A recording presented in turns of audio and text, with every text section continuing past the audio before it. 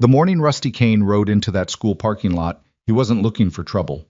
But trouble had been waiting there a long time. Wearing a Letterman jacket, carrying a silver coffee cup, and smiling the way only someone who'd never been hurt could smile. Nobody in Oak Ridge knew what that faded leather vest really meant.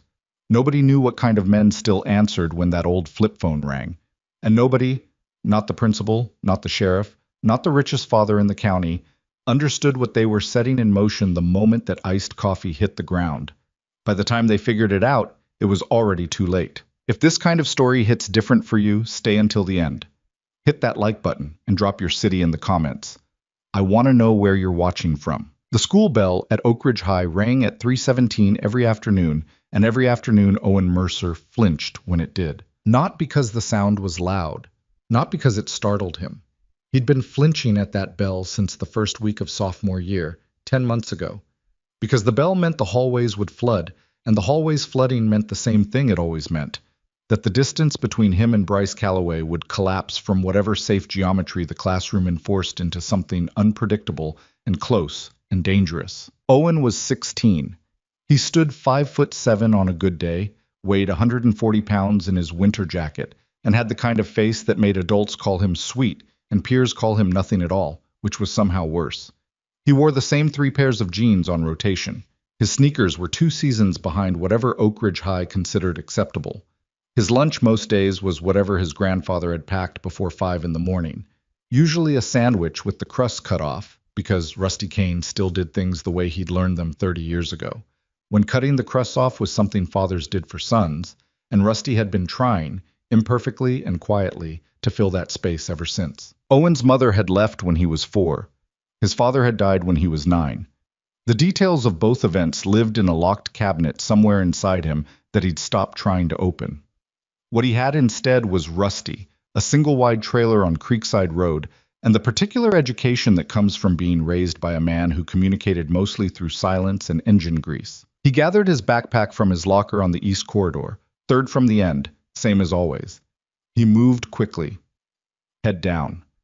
The trick was velocity and trajectory.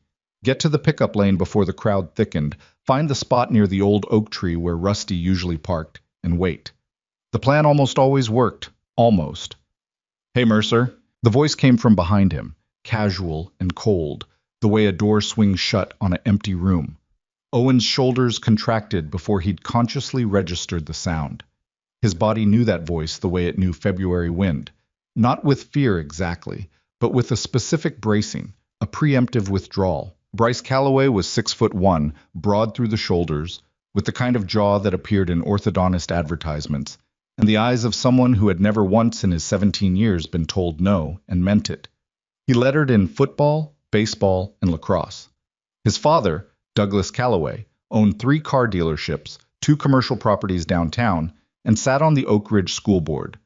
Bryce moved through the school the way his father moved through town, like the space had been arranged in advance for his convenience. He was holding a large cup of iced coffee, straw still in it, the condensation dripping down his fingers. 2 of his friends trailed behind him, Marcus Webb and Corey Slatton.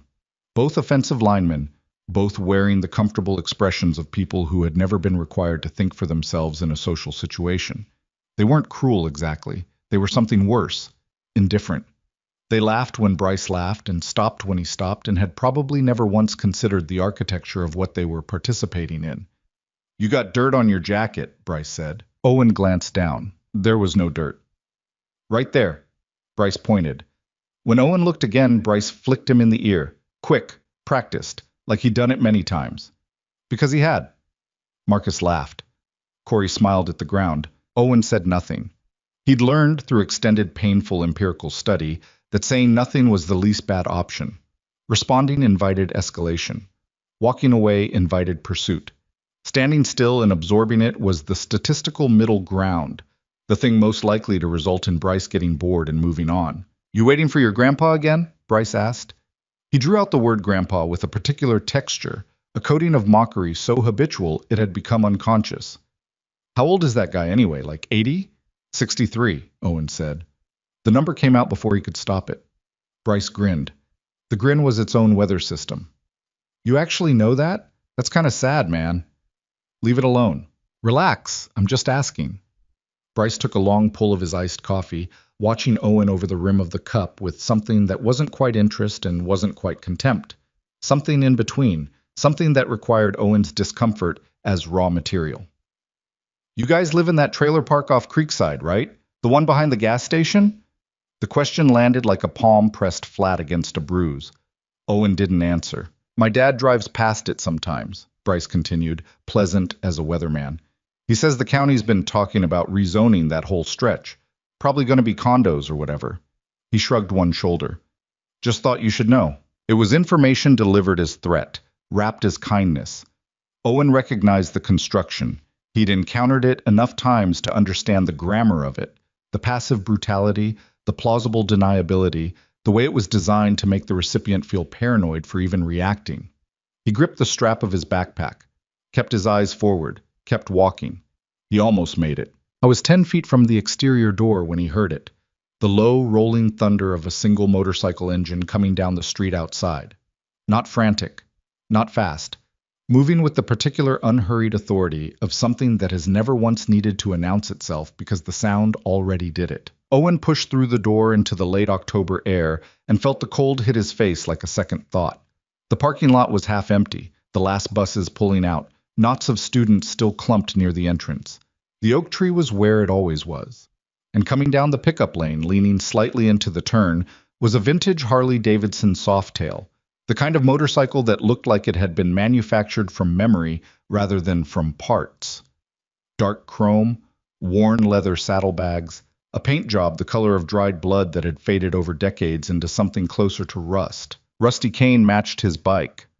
That was the thing Owen had always noticed and never quite been able to articulate. It wasn't that Rusty was old exactly, though he was.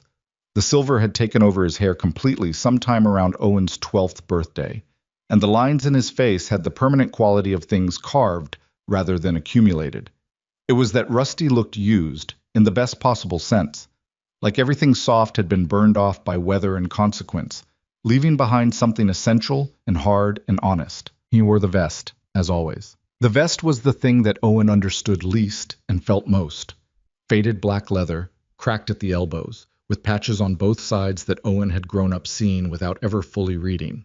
The back panel bore a large emblem, a rearing stallion inside a circle, and beneath it the words Iron Verdict MC in Gothic lettering that had been stitched by hand, not machine, by someone who'd cared enough to make it last.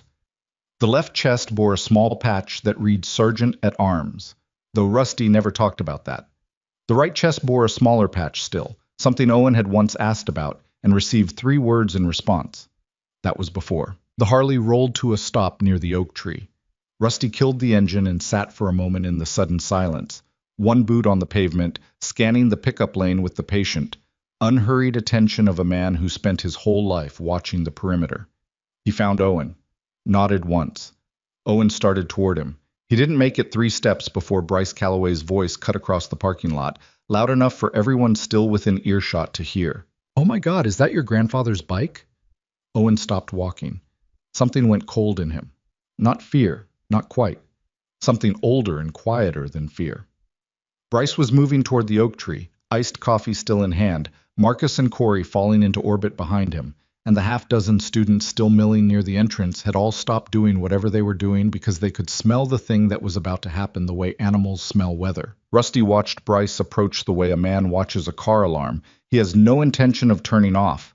Without irritation, without alarm, with a particular settled quality that came from having seen so many more interesting things in his life that this barely registered on the scale. "Nice bike," Bryce said. He wasn't talking to Rusty. He was talking to the audience. "What is that, like 1980-something?" "84, Rusty said. His voice was low and unhurried, the texture of gravel in still water. "Huh." Bryce walked a slow half-circle around the Harley, examining it the way someone examines a piece of furniture at a garage sale. Not because they want it, but because the examination itself demonstrates something. "My dad has a Porsche, brand new, costs more than your trailer." He glanced at Owen. "Probably." The students near the entrance had gone very quiet.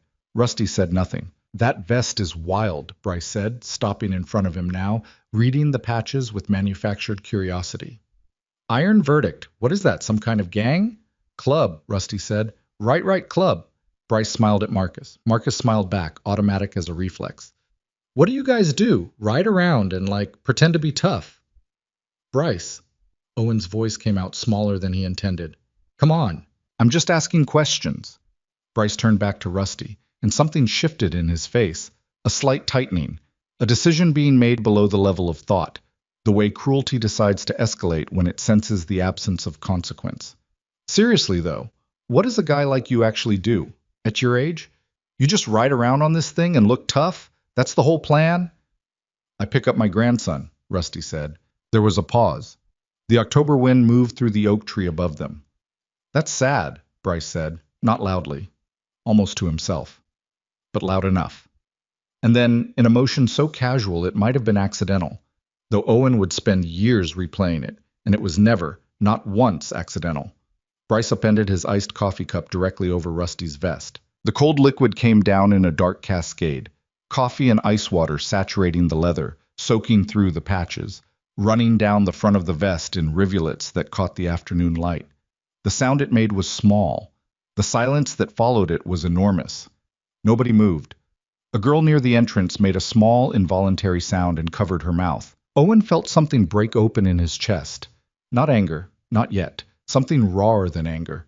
Something that had been accumulating for 10 months of swallowed humiliation and now had witnessed something that bypassed his own pain entirely and became something closer to horror. Bryce was already stepping back, laughing, the gesture performed and complete, looking at Marcus to confirm the reaction he was expecting. Marcus was laughing. Corey's smile had become uncertain, the expression of someone who has followed a leader off a ledge and is only now looking down. Rusty had not moved. He sat on his bike with iced coffee dripping from his vest, from the patches that had been hand-stitched by men who were mostly dead now. And he looked at Bryce Calloway with an expression that was not anger, and was not fear, and was not the wounded resignation of a man who has been humiliated. It was something else entirely, something older. He reached into the saddlebag beside him and removed a folded cloth, a mechanic's rag, gray and oil-stained, and he pressed it against the front of the vest. Slowly, without haste, his eyes on Bryce the entire time. Then he said quietly, and with the kind of absolute stillness that is not the absence of violence but its most controlled form, "You have no idea what mistake you just made, son." The words didn't sound like a threat. They sounded like a diagnosis. Bryce laughed again, shorter this time, less certain. He grabbed Marcus by the arm and they walked away toward the parking lot, the performance complete, the audience dispersing with the particular unease of people who had witnessed something they couldn't quite categorize. Owen stood alone beside the oak tree. Rusty looked at him for a moment. Then he folded the cloth and tucked it back into the saddlebag and started the Harley and said simply, "Get on." Owen got on. They didn't speak for the first 6 blocks. The city passed around them, strip malls and gas stations, and the Oak Ridge Municipal Park with its broken fountain and the dollar store with the perpetually half-lit sign. And Owen sat behind his grandfather with his hands on the grab rail and the cold wind in his face and the engine beneath him vibrating at a frequency that felt somehow like a language he'd never been taught, but had always almost understood. "I'm sorry," Owen said finally, over the wind. Rusty said nothing for 2 more blocks. "Don't apologize for other people's choices," he said then. Owen thought about that. "He's been like this for 10 months. I know. I tried to handle it. I tried just staying out of—" "I know," Rusty said again. The same 2 words, but with a different texture this time. Not dismissal. Something closer to acknowledgement that did not require explanation. They rode the rest of the way home in silence. But it was a different silence than before. The trailer on Creekside Road was a 1987 single-wide that Rusty had bought used and had been working on ever since, not improving it towards some vision of what it could be exactly, but maintaining it against what it was trying to become. The skirting had been replaced twice. The roof had been patched 4 times. The small wooden porch out front had been rebuilt from scratch 3 years ago when the original rotted through, and Rusty had done it himself over a single long weekend, measuring twice, cutting once, finishing the railing with a coat of dark paint that had since faded to something close to the color of the sky at 4 in the morning. Inside, it smelled like coffee and machine oil and whatever Rusty was cooking, which tonight was chili from a recipe he'd been making for 30 years and had never once written down. Owen dropped his backpack near the door and sat at the small kitchen table and watched his grandfather move around the stove with the efficiency of someone who had spent a significant portion of his adult life in environments where waste was not acceptable. The vest hung on a hook by the front door. Owen looked at it. The coffee stain still wet, spreading slightly through the leather. The patches, the rearing horse, the Gothic lettering, the small worn rectangle on the right chest. That was before. "Can I ask you something?" Owen said. Rusty stirred the chili. "You can always ask." "What does Iron Verdict actually mean? Like, what was the club actually about?" The stirring paused, just for a moment, the kind of pause that only someone watching closely would catch, and Owen had been watching closely his entire life. "Brotherhood," Rusty said. "That's not really an answer." "No," Rusty agreed. He resumed stirring. "It's not." Owen waited. "There are things about that life that are complicated," Rusty said finally. He turned the burner down. "I'm not going to pretend it was simple or clean, because it wasn't. Men I loved did things that were wrong. I did things that were wrong. You understand that? Yeah. The club was real, though. The brotherhood was real. When your mother and your father—" He stopped, started again. "When things fell apart. When you needed someone and there wasn't anyone institutional or official who was going to show up. The brothers showed up." He turned from the stove and looked at Owen directly. "That's what it was about." Owen held that for a moment. "Are you going to do something?" he asked. "About today?" Rusty put 2 bowls on the table, filled them from the pot, set a sleeve of crackers between them, and sat down and looked at his grandson across the table with eyes the color of deep water. "I'm going to think," he said. They ate. Outside, the October wind moved through the cottonwoods along the creek, and somewhere down Creekside Road, a dog barked twice and went quiet, and the trailer held its familiar warmth against the dark. Owen lay awake that night for a long time. I was thinking about the way Rusty had looked at Bryce Calloway. Not what he'd said. "You have no idea what mistake you just made." But the way he'd looked, the absolute stillness of it, the quality that was not anger and was not fear, that Owen had never seen in the face of a teacher or a police officer or any adult who inhabited the official architecture of consequence and punishment. He was thinking about the patches on the vest. He was thinking about the word before. He fell asleep somewhere after midnight and dreamed for the first time in a long time about his father. Not the accident, not the ending, but an early morning he barely remembered, being carried on his father's shoulders down a road he couldn't identify, with the smell of leather and exhaust in the air, and the feeling of being absolutely, completely safe. He woke up to the sound of Rusty's flip phone. The sound was unusual. Rusty received calls maybe once a week, and when he did, he answered them on the back porch, which was where he was now, his voice carrying faintly through Owen's thin bedroom wall. Owen couldn't make out the words. He could make out the tone, which was different from Rusty's normal speaking tone. More clipped, more direct, like a language shifted from civilian into something older. He looked at his phone. 11:47 p.m. He lay still and listened to the murmur of his grandfather's voice for 15 minutes, and then the back door opened and closed, and Rusty's boots made their familiar sound on the kitchen linoleum, and then everything went quiet. Owen stared at the ceiling. Something had changed. He didn't know what it was, or what it meant, or where it was headed. He just knew it had changed. 3 days after the incident in the parking lot, Owen was called into Principal Wallace Granger's office during first period. He went with the particular resigned alertness of someone who has learned that institutional summons rarely end in his favor. Granger's office smelled like carpet cleaner and stale ambition. The principal was a man of 51 who had been at Oak Ridge High for 19 years and had survived by a policy of aggressive conflict avoidance that he had somehow, through long practice, reframed to himself as diplomacy.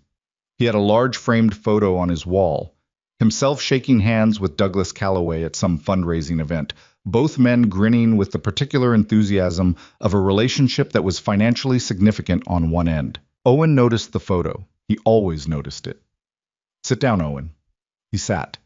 Granger folded his hands on the desk and deployed the expression he used when delivering bad news. Sympathetic eyebrows, tilted head, mouth set in something trying to approximate regret. Owen had seen this expression before. It meant the decision was already made. "I want to start by saying that I understand this is difficult," Granger said. Owen said nothing. We've reviewed the incident in the pickup lane on Tuesday, Granger continued. Spoke with several witnesses. I want you to know that we take all behavioral concerns seriously here. Behavioral concerns. Owen felt the words land with a kind of tired, specific weight, the way a punch lands in a place that's been hit before. I wasn't the one who did anything, Owen said. There were witnesses who described a confrontational exchange. He poured coffee on my grandfather. Owen, Granger held up one hand. Patient, exhausted. A man performing reasonableness. I understand your perspective, but what I'm hearing from multiple witnesses is that the situation was escalated by language and behavior on both sides, and given the disruption to the school environment. What witnesses? Owen asked. His voice was quiet. He already knew the answer, but he wanted to hear Granger say it. Granger shifted in his chair. I'm not at liberty to... Was Bryce one of them? A pause. I'm not going to... What about Marcus Webb, Corey Slatton? Did they witness it? Another pause. Heavier. The decision, Granger said, with the practiced finality of someone moving past an uncomfortable intersection, is a 2-week suspension, effective today. You'll receive your assignments by email and 2 weeks. And there will be a meeting with you and your guardian prior to readmission to discuss. He poured coffee on my grandfather's vest, Owen said. Slowly, carefully. The way someone says words they want on the record. In front of 50 students. I didn't do anything. I didn't say anything. And I'm the one getting suspended. Granger looked at him across the desk with the eyes of a man who knew, at some level below language, that what he was doing was wrong, and had made peace with that knowing through years of incremental compromise, each small surrender having cost him something he hadn't noticed until the total ran too high to recalculate. I'm sorry, Owen, he said. And the thing was, Owen believed him. That was the worst part. Granger was sorry. He was genuinely, impotently sorry. In the way of a man trapped inside a system he'd built around himself through 1,000 accommodations, unable to act differently because acting differently would cost him something, and he'd decided long ago, maybe without even knowing he was deciding, that the cost was too high. Owen stood up. Is that all? He asked. There'll be paperwork for your... I'll have my grandfather pick it up. He walked out of the office and down the empty hallway, and through the exterior door into the cold November morning, and sat on the concrete steps, and put his elbows on his knees and his face in his hands and stayed that way for a while. I wasn't crying. He wasn't quite angry yet. He was in the gray space between those things, the flat, exhausted territory that comes after the thing you were afraid would happen has happened and turns out to be exactly as bad as you expected. He called Rusty. 2 rings. Yeah. I got suspended, Owen said. Silence on the other end. Not surprised silence. The silence of a man absorbing information he had possibly been expecting. 2 weeks, Owen continued. Effective today. They said there were witnesses who said it was both sides. Bryce's witnesses. He stopped. He's not getting anything. Another silence. You okay? Rusty asked. The question caught Owen off guard. Not that's wrong, or I'll handle it, or go back in there and just, are you okay? I don't know, Owen said honestly. Come home, Rusty said. Come home and I'll make coffee. Owen sat on the steps for another few minutes. The school behind him was running its normal morning machinery, bells, announcements, the distant percussion of lockers. And the world it represented, the world of institutional fairness and graduated consequence and adults who protected the younger and the weaker, was proceeding on schedule, indifferent to the fact that the schedule was a fiction. He picked up his bag and walked toward the road. He didn't look back. Rusty was on the back porch when Owen got home, sitting in the aluminum lawn chair he'd owned for 15 years, with a mug of black coffee in both hands, and the flip phone on the armrest beside him. The vest hung just inside the back door, the coffee stain now dry, darker at the edges. He listened to Owen tell him the whole thing without interrupting. When Owen was done, Rusty was quiet for a long time. You want to know what I'm going to do? Rusty asked. Yeah, nothing today, Rusty said. Owen waited. Today I'm going to sit here and drink my coffee and think, Rusty said, and tonight I'm going to make a phone call, and then we're going to see. That's it? That's it for today. Owen exhaled slowly. He gets away with everything. His dad owns the school board. Granger's not going to do anything because Granger's scared of losing. I know. And there's nothing the school is going to. I know, Owen. So what does a phone call do? Rusty looked at him over the rim of his mug.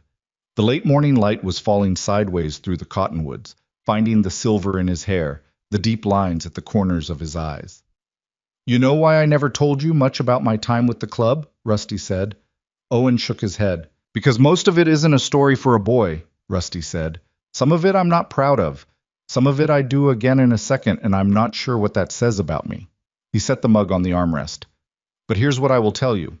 In 30 years, I never once saw the Brotherhood abandon someone who was being treated unjustly by people with more power. Never once. Doesn't matter how long it had been.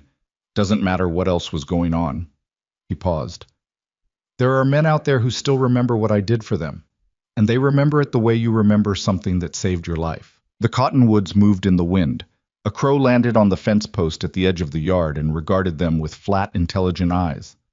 What did you do for them? Owen asked. Rusty picked up his mug again. That, he said, is a very long story. He took a sip of his coffee. Go inside, he said. Do your schoolwork. You still got schoolwork even if school's a temporary problem. Owen went inside. He sat at the kitchen table with his history textbook open in front of him and listened through the wall to the sound of his grandfather on the back porch. And at some point in the mid-afternoon, he heard the flip phone click open and Rusty's voice drop into that other register. Clipped. Precise. The military cadence that surfaced occasionally in high-stakes moments. And then the phone click shut. The crow was still on the fence post when Owen looked out the window. It sat there for a long time, still as a sentence that hasn't been finished yet. That night, Owen woke at 2 in the morning to a sound he couldn't immediately identify. Something low and distant and rhythmic, felt more than heard, like the bass note of a song played in another room. He lay still, listening, and after a moment he placed it. Motorcycle engines. More than one. Moving slowly, without urgency, somewhere on the roads outside. He went to his bedroom window and looked out at the dark street, and saw nothing. But the sound continued for another 5 minutes, patient and deliberate, circling the neighborhood at the edge of hearing like something drawing a perimeter, something marking territory so quietly that anyone not already awake wouldn't notice. And then it faded, and the night went quiet again. And Owen stood at his window with the cold glass against his forehead, and felt, for the first time in 10 months, something he couldn't quite name. Not safety, exactly, and not hope exactly, but the particular sensation of being on the edge of a change whose shape he couldn't see yet. He went back to bed. He didn't sleep for a long time, and somewhere across town, in a house with 3 cars in the driveway, and a security system on every door, and a teenage son sleeping soundly in a room the size of Owen's whole trailer, Douglas Calloway sat up in bed at 2:15 in the morning with the vague, animal certainty that something had changed while he wasn't watching. He couldn't say what, he couldn't say why. He just lay in the dark with his eyes open and listened to the silence of his expensive, well-insulated house. And the silence told him nothing, and that was somehow the most unsettling thing of all. By the end of that first week, Oak Ridge had begun to feel different, not dramatically. Not in any way that would make the evening news or register in a school incident report. More like the way a room feels different when someone has rearranged the furniture an inch. Everything is exactly where it was, but the spatial memory has been contradicted, and the body knows it even when the mind hasn't caught up. Owen heard about it secondhand from his friend Del Torres, who texted him updates from inside the building with the dedicated diligence of a war correspondent. Del was 17, small, quick-eyed, the son of a mechanic who'd gone to school with Rusty Kane 30 years ago. He and Owen had been friends since 7th grade, drawn together by the particular gravity of shared marginality. Del was too quiet for the athletes, too uninterested in grades for the academic crowd, and existed in the interstices of the school's social taxonomy with a philosophical acceptance that Owen found admirable and sometimes infuriating. There were 3 bikers at the diner on 5th this morning, Del texted on Wednesday. Nobody I recognized, just sitting there drinking coffee. Didn't order food, just coffee. Left at 9:30. Then Thursday. Saw a Harley in the school parking lot. Different guy. Older, big beard, just parked. Didn't come in. Just sat there for like half an hour and then left. Principal Granger saw him through the window. Granger looked like he swallowed something wrong. Friday, late afternoon. Bryce didn't come to practice today. Coach Timmons was asking where he was. Nobody knew. Owen read these texts at the kitchen table and felt something he didn't entirely know how to calibrate. A dark, complicated satisfaction that he was not entirely proud of, wrapped around something more frightened and uncertain. He didn't know what Rusty had set in motion. He didn't know the mechanics of it, the network of it, the reach of it. He'd grown up watching his grandfather be quiet and self-contained and seemingly disconnected from any world larger than this trailer and this street. I was only now understanding that the disconnection had been a choice, not a fact. That the silence had been a volume control, not an absence of signal. Friday evening, Dell came by the trailer. He stood at the front door with his hands in his jacket pockets and looked past Owen into the kitchen where Rusty was sitting with the newspaper.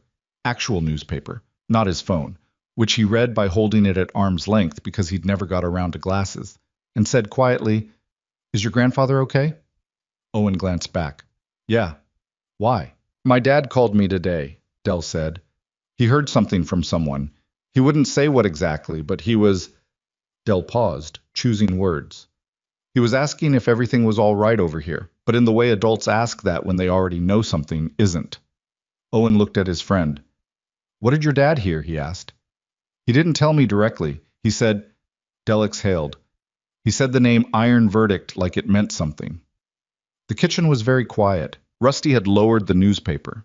He was looking at Owen through the kitchen doorway with an expression that was unreadable for a moment, and then resolved into something Owen had not seen on his grandfather's face before, or perhaps had seen once a long time ago and had forgotten until this moment brought it back. It was the look of a man who has picked up something heavy that he set down a long time ago and is just now discovering that his arms still remember the weight. "Come in, Dell," Rusty said. Dell came in.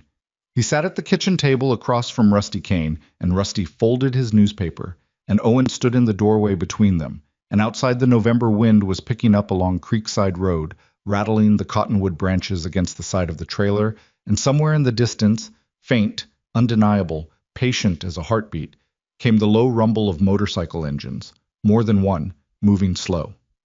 Dell looked at Owen. Owen looked at his grandfather. Rusty wrapped both hands around his coffee mug and stared at the middle distance for a moment, and then he looked at the two boys across from him and said something Owen would remember for the rest of his life. "What's coming isn't going to look like anything you've seen before." He paused.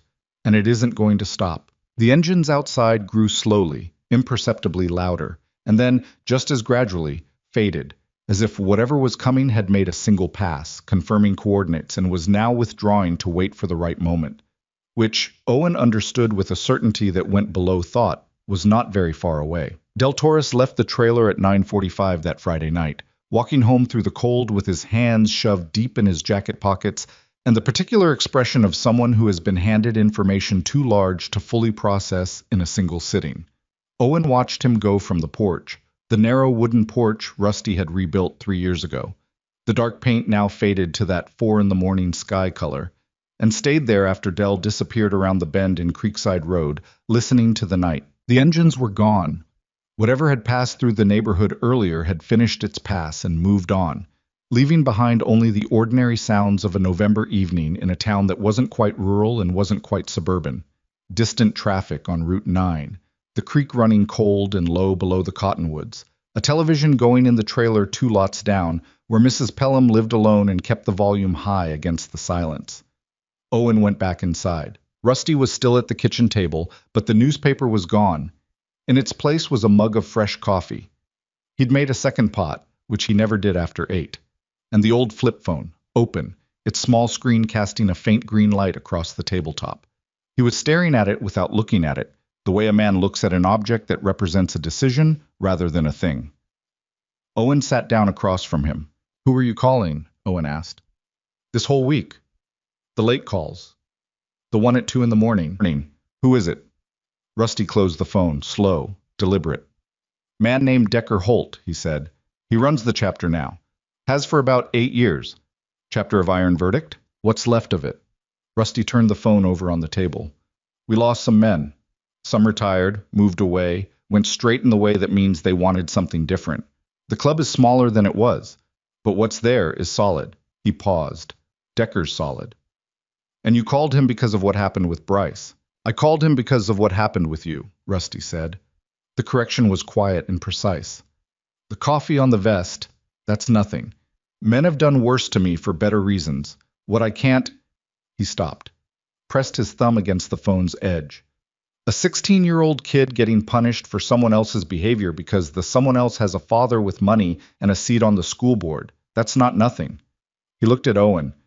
That's the thing I spent 30 years trying to push back against. Owen was quiet for a moment. What did Decker say? He said he remembered me. Rusty almost smiled. It wasn't quite a smile, well, more the echo of one, the place on the face where a smile had been many times and left its outline. He said he'd make some calls. What does that mean, make some calls? Rusty picked up his mug. You'll see. That's not really... Owen. His grandfather's voice wasn't hard. It was patient, which was somehow more final than hard. Go to bed. Owen went to bed. He lay in the dark and listened to the November wind work at the corners of the trailer, and somewhere around midnight he heard the flip phone again. A brief call, 3 minutes maybe, and then silence, and then Rusty's boots on the kitchen floor, and then the light under his door went out. He slept, finally, and didn't dream. Saturday came in cold and overcast, the sky the color of old concrete, and Owen was up at 7 because the trailer never held heat well in November, and staying in bed once the cold crept under the blankets was an act of diminishing returns. He made coffee. Not well. He never made it as well as Rusty, some combination of ratio and timing that his grandfather had never quite translated into instructions, and sat at the kitchen table with his history textbook and his notebook and tried to be a student, which was what you were supposed to be even when the institution of school had just demonstrated its willingness to sacrifice you for the comfort of a richer, more connected family. He got through 20 minutes before the first sound came. It was distant at first. A single engine, low and unhurried, coming down Creekside Road from the direction of Route 9. Owen looked up from his textbook. The engine slowed, didn't stop, continued past. A minute later, another one. Then, after a longer pause, 2 more, close together. He went to the front window. Creekside Road was a dead-end street. It went nowhere except deeper into the Creekside neighborhood and terminated at a cul-de-sac where the Pelham trailer and 2 others sat at the end of the pavement. There was no reason for through traffic. There was especially no reason for motorcycles. He counted 6 over the course of the next half hour, all moving slowly. All Harleys of various vintages, none of them stopping, none of the riders looking at the trailer with any obvious attention. They just rolled past, patient as tide.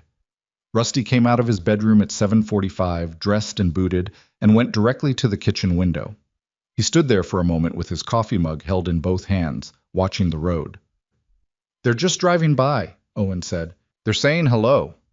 To who? To me. Rusty glanced at him. And to the neighborhood. Why does the neighborhood need to be said hello to? Rusty set his mug on the counter and turned to face Owen with the expression he used when he was about to explain something he wasn't sure Owen was ready for. When the club shows presence somewhere, he said, it changes the calculation. People who are thinking about doing something or doing more of something they've already started. They have to account for a new variable. It doesn't threaten, it doesn't promise. It just reminds them that there are more parties to this situation than they thought. Owen thought about Douglas Calloway lying awake in his house. Does it work? Owen asked. Sometimes it's enough, Rusty said. Sometimes it's just the opening move.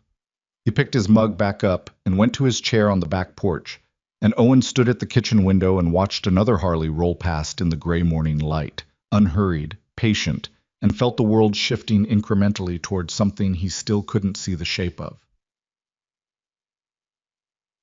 Decker Holt arrived at 2 o'clock that afternoon. Owen had been expecting someone like Rusty, silver-haired, worn-looking, the particular weathered quality of a man who'd been outside in all seasons for most of his life.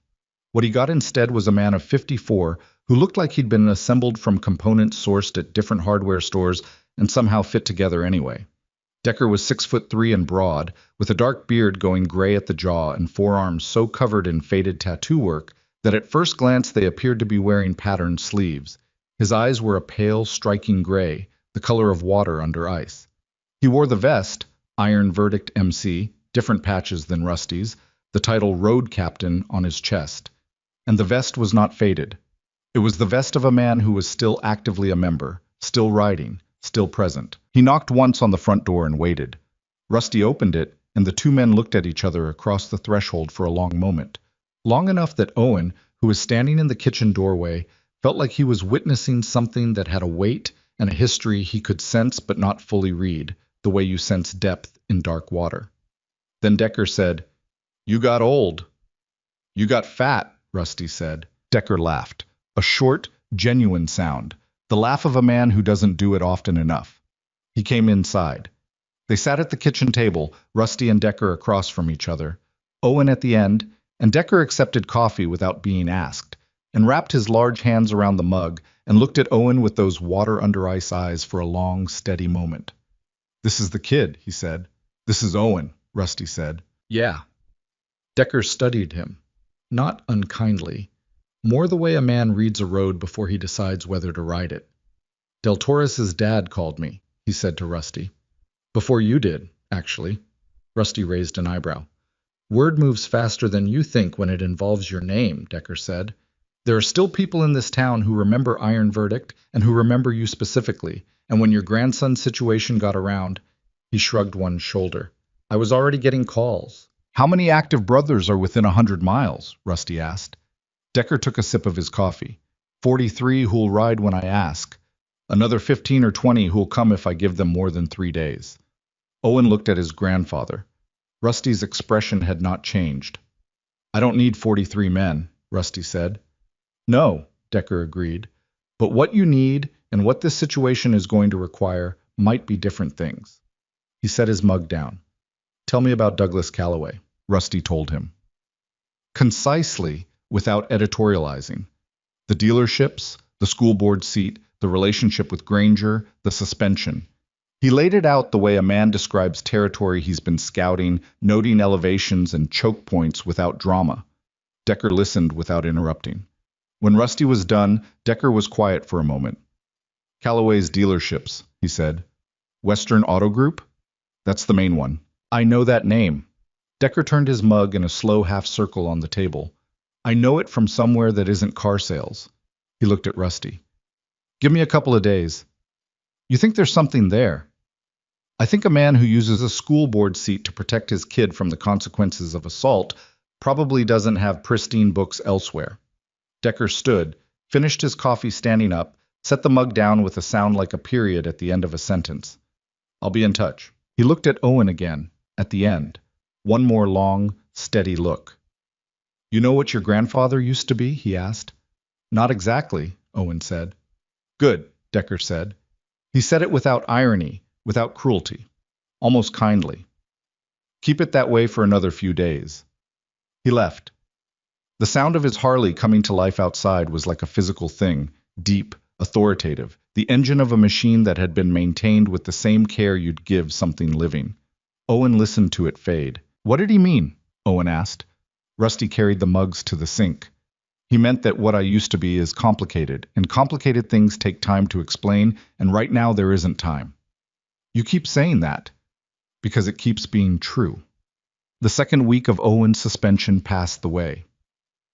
Waiting always passes, slowly when you were watching it, faster in retrospect. He did his schoolwork at the kitchen table. He helped Rusty with the routine maintenance on the Harley that happened every November before the deep cold set in.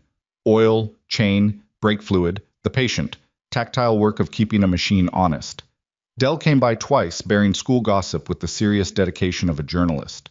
What Del reported was interesting. Bryce Calloway was not himself. This was Del's phrasing, and it was imprecise in the way that imprecision sometimes captures something that precision misses.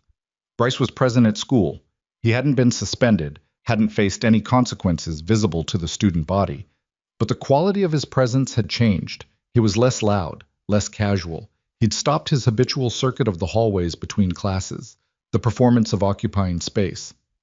He sat at lunch with Marcus and Corey, but the table was quieter than usual. And on Tuesday, Del had been close enough to observe that Bryce spent most of the lunch period checking his phone, like he's waiting for something, Del said, or scared something's going to come. "What about his dad?" Owen asked. Del shook his head. "No idea. But Coach Timmons said the homecoming rally planning meeting got pushed back. Some kind of—" Del paused, remembering. "He said something about administrative concerns, which is code for something happening with the school board." Owen filed that away. That night, Thursday, he came home from his afternoon walk along the creek to find a truck in the driveway he didn't recognize. A gray Ford F-250, a decade old, with a rack in the bed and iron verdict stickers on the rear bumper, faded enough to be barely legible. Inside the trailer, Rusty was at the kitchen table with two other men. One was Decker. The other was someone Owen hadn't seen before. Older than Decker, maybe early 60s, with a narrow face and a white goatee, and the kind of posture that comes from a long time of sitting on motorcycles, a particular forward lean in the shoulders. He wore the vest. His patches read Treasurer, and below that, a name tag, Spokes. They stopped talking when Owen came in. "Sit down," Rusty said. Owen sat. Decker placed a folder on the table. Inside, Owen caught a glimpse of pages, printouts of something, photocopies of others, before Rusty's hand came down on top of it.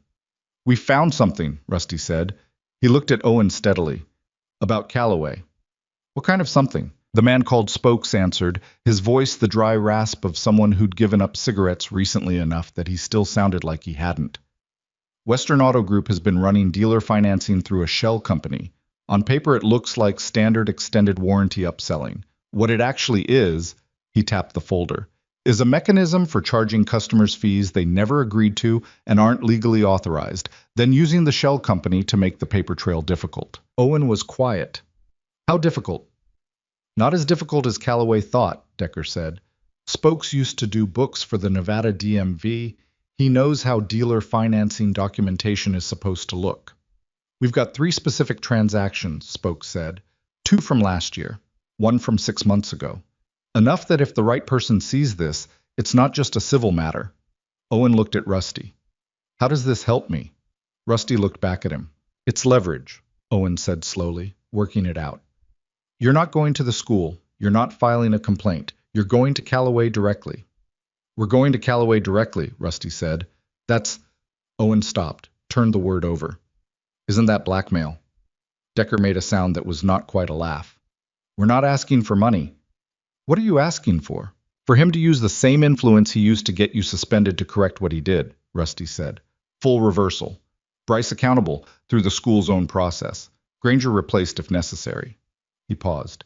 "And for Calloway to understand that if anything happens to you or to any member of this family going forward, what's in that folder goes to the state licensing board, the county DA, and every local news outlet within 50 miles. Owen sat with that for a long time.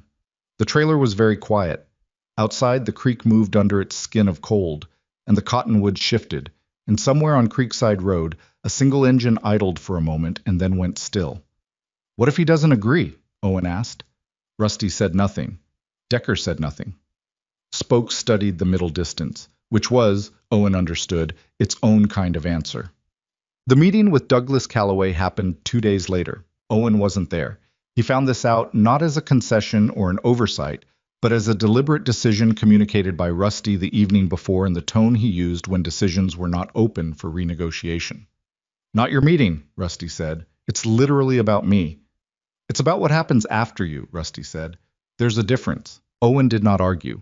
He spent Saturday morning at Dell's house, which was a single-story ranch with a carport and an oil stain on the driveway, and the comfortable, specific smell of a house where someone works on engines indoors during winter. Dell's father, Marco Torres, was a man of 50 who moved with the careful deliberateness of someone who'd had 1 back surgery and was performing maintenance against a second. He made them lunch without being asked and didn't ask Owen about anything directly, which was its own form of consideration. At 1:30, Owen's phone buzzed. "Rusty. On our way back, kettle's on." He stared at the text for a moment. "On our way, plural."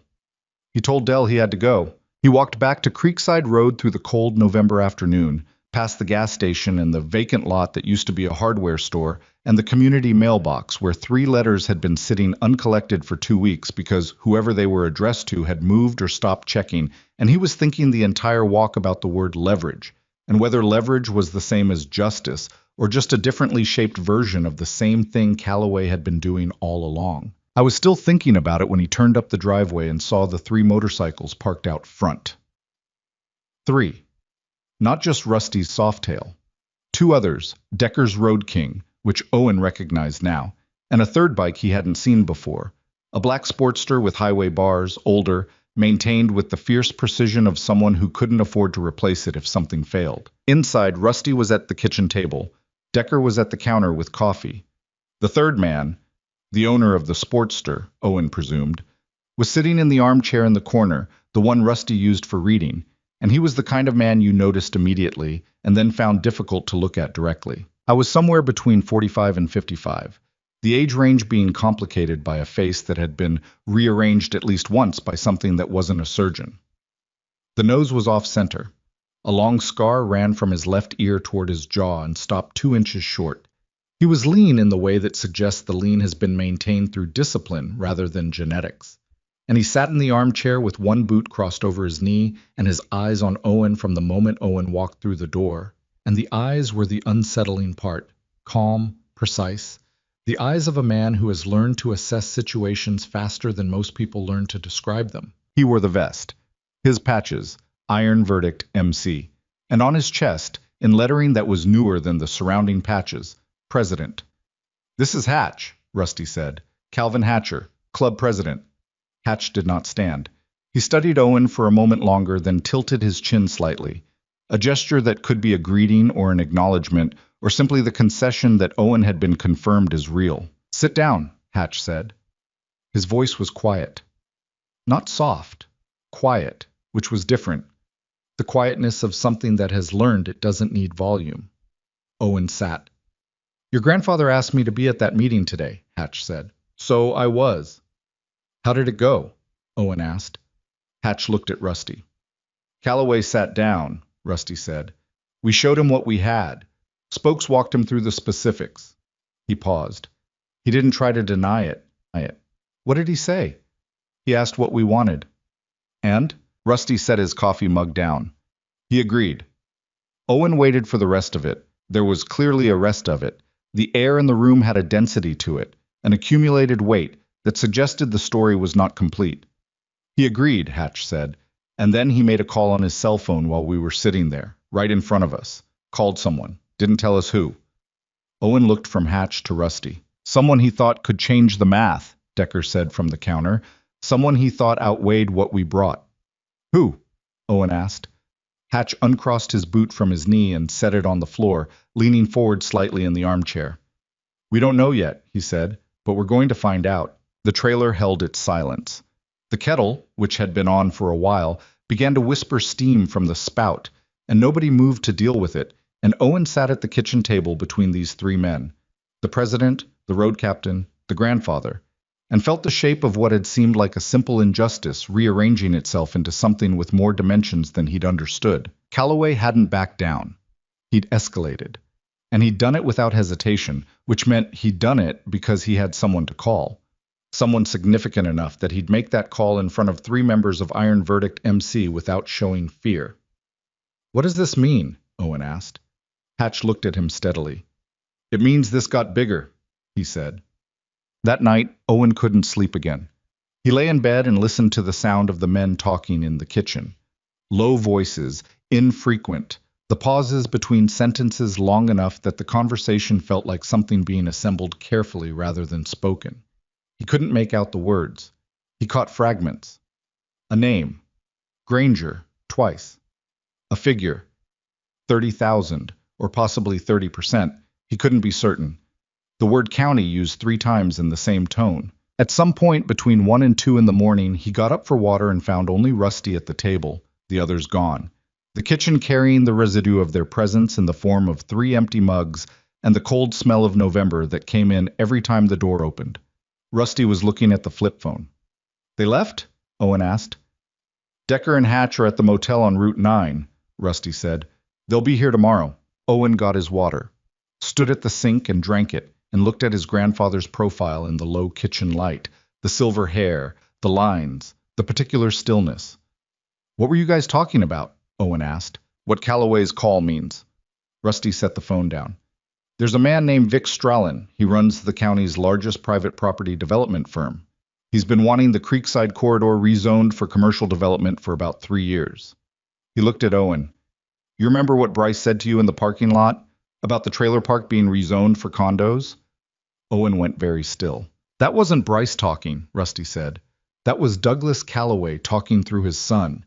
He either heard something or he's connected to it. Owen put the water glass down on the counter with a careful, deliberate movement. Strachan and Calloway, he said. We don't know the shape of it yet, Rusty said, but Strachan has county council connections. If Calloway called him, then Calloway's got more cover than just the school board. Yeah, Owen stared at the window.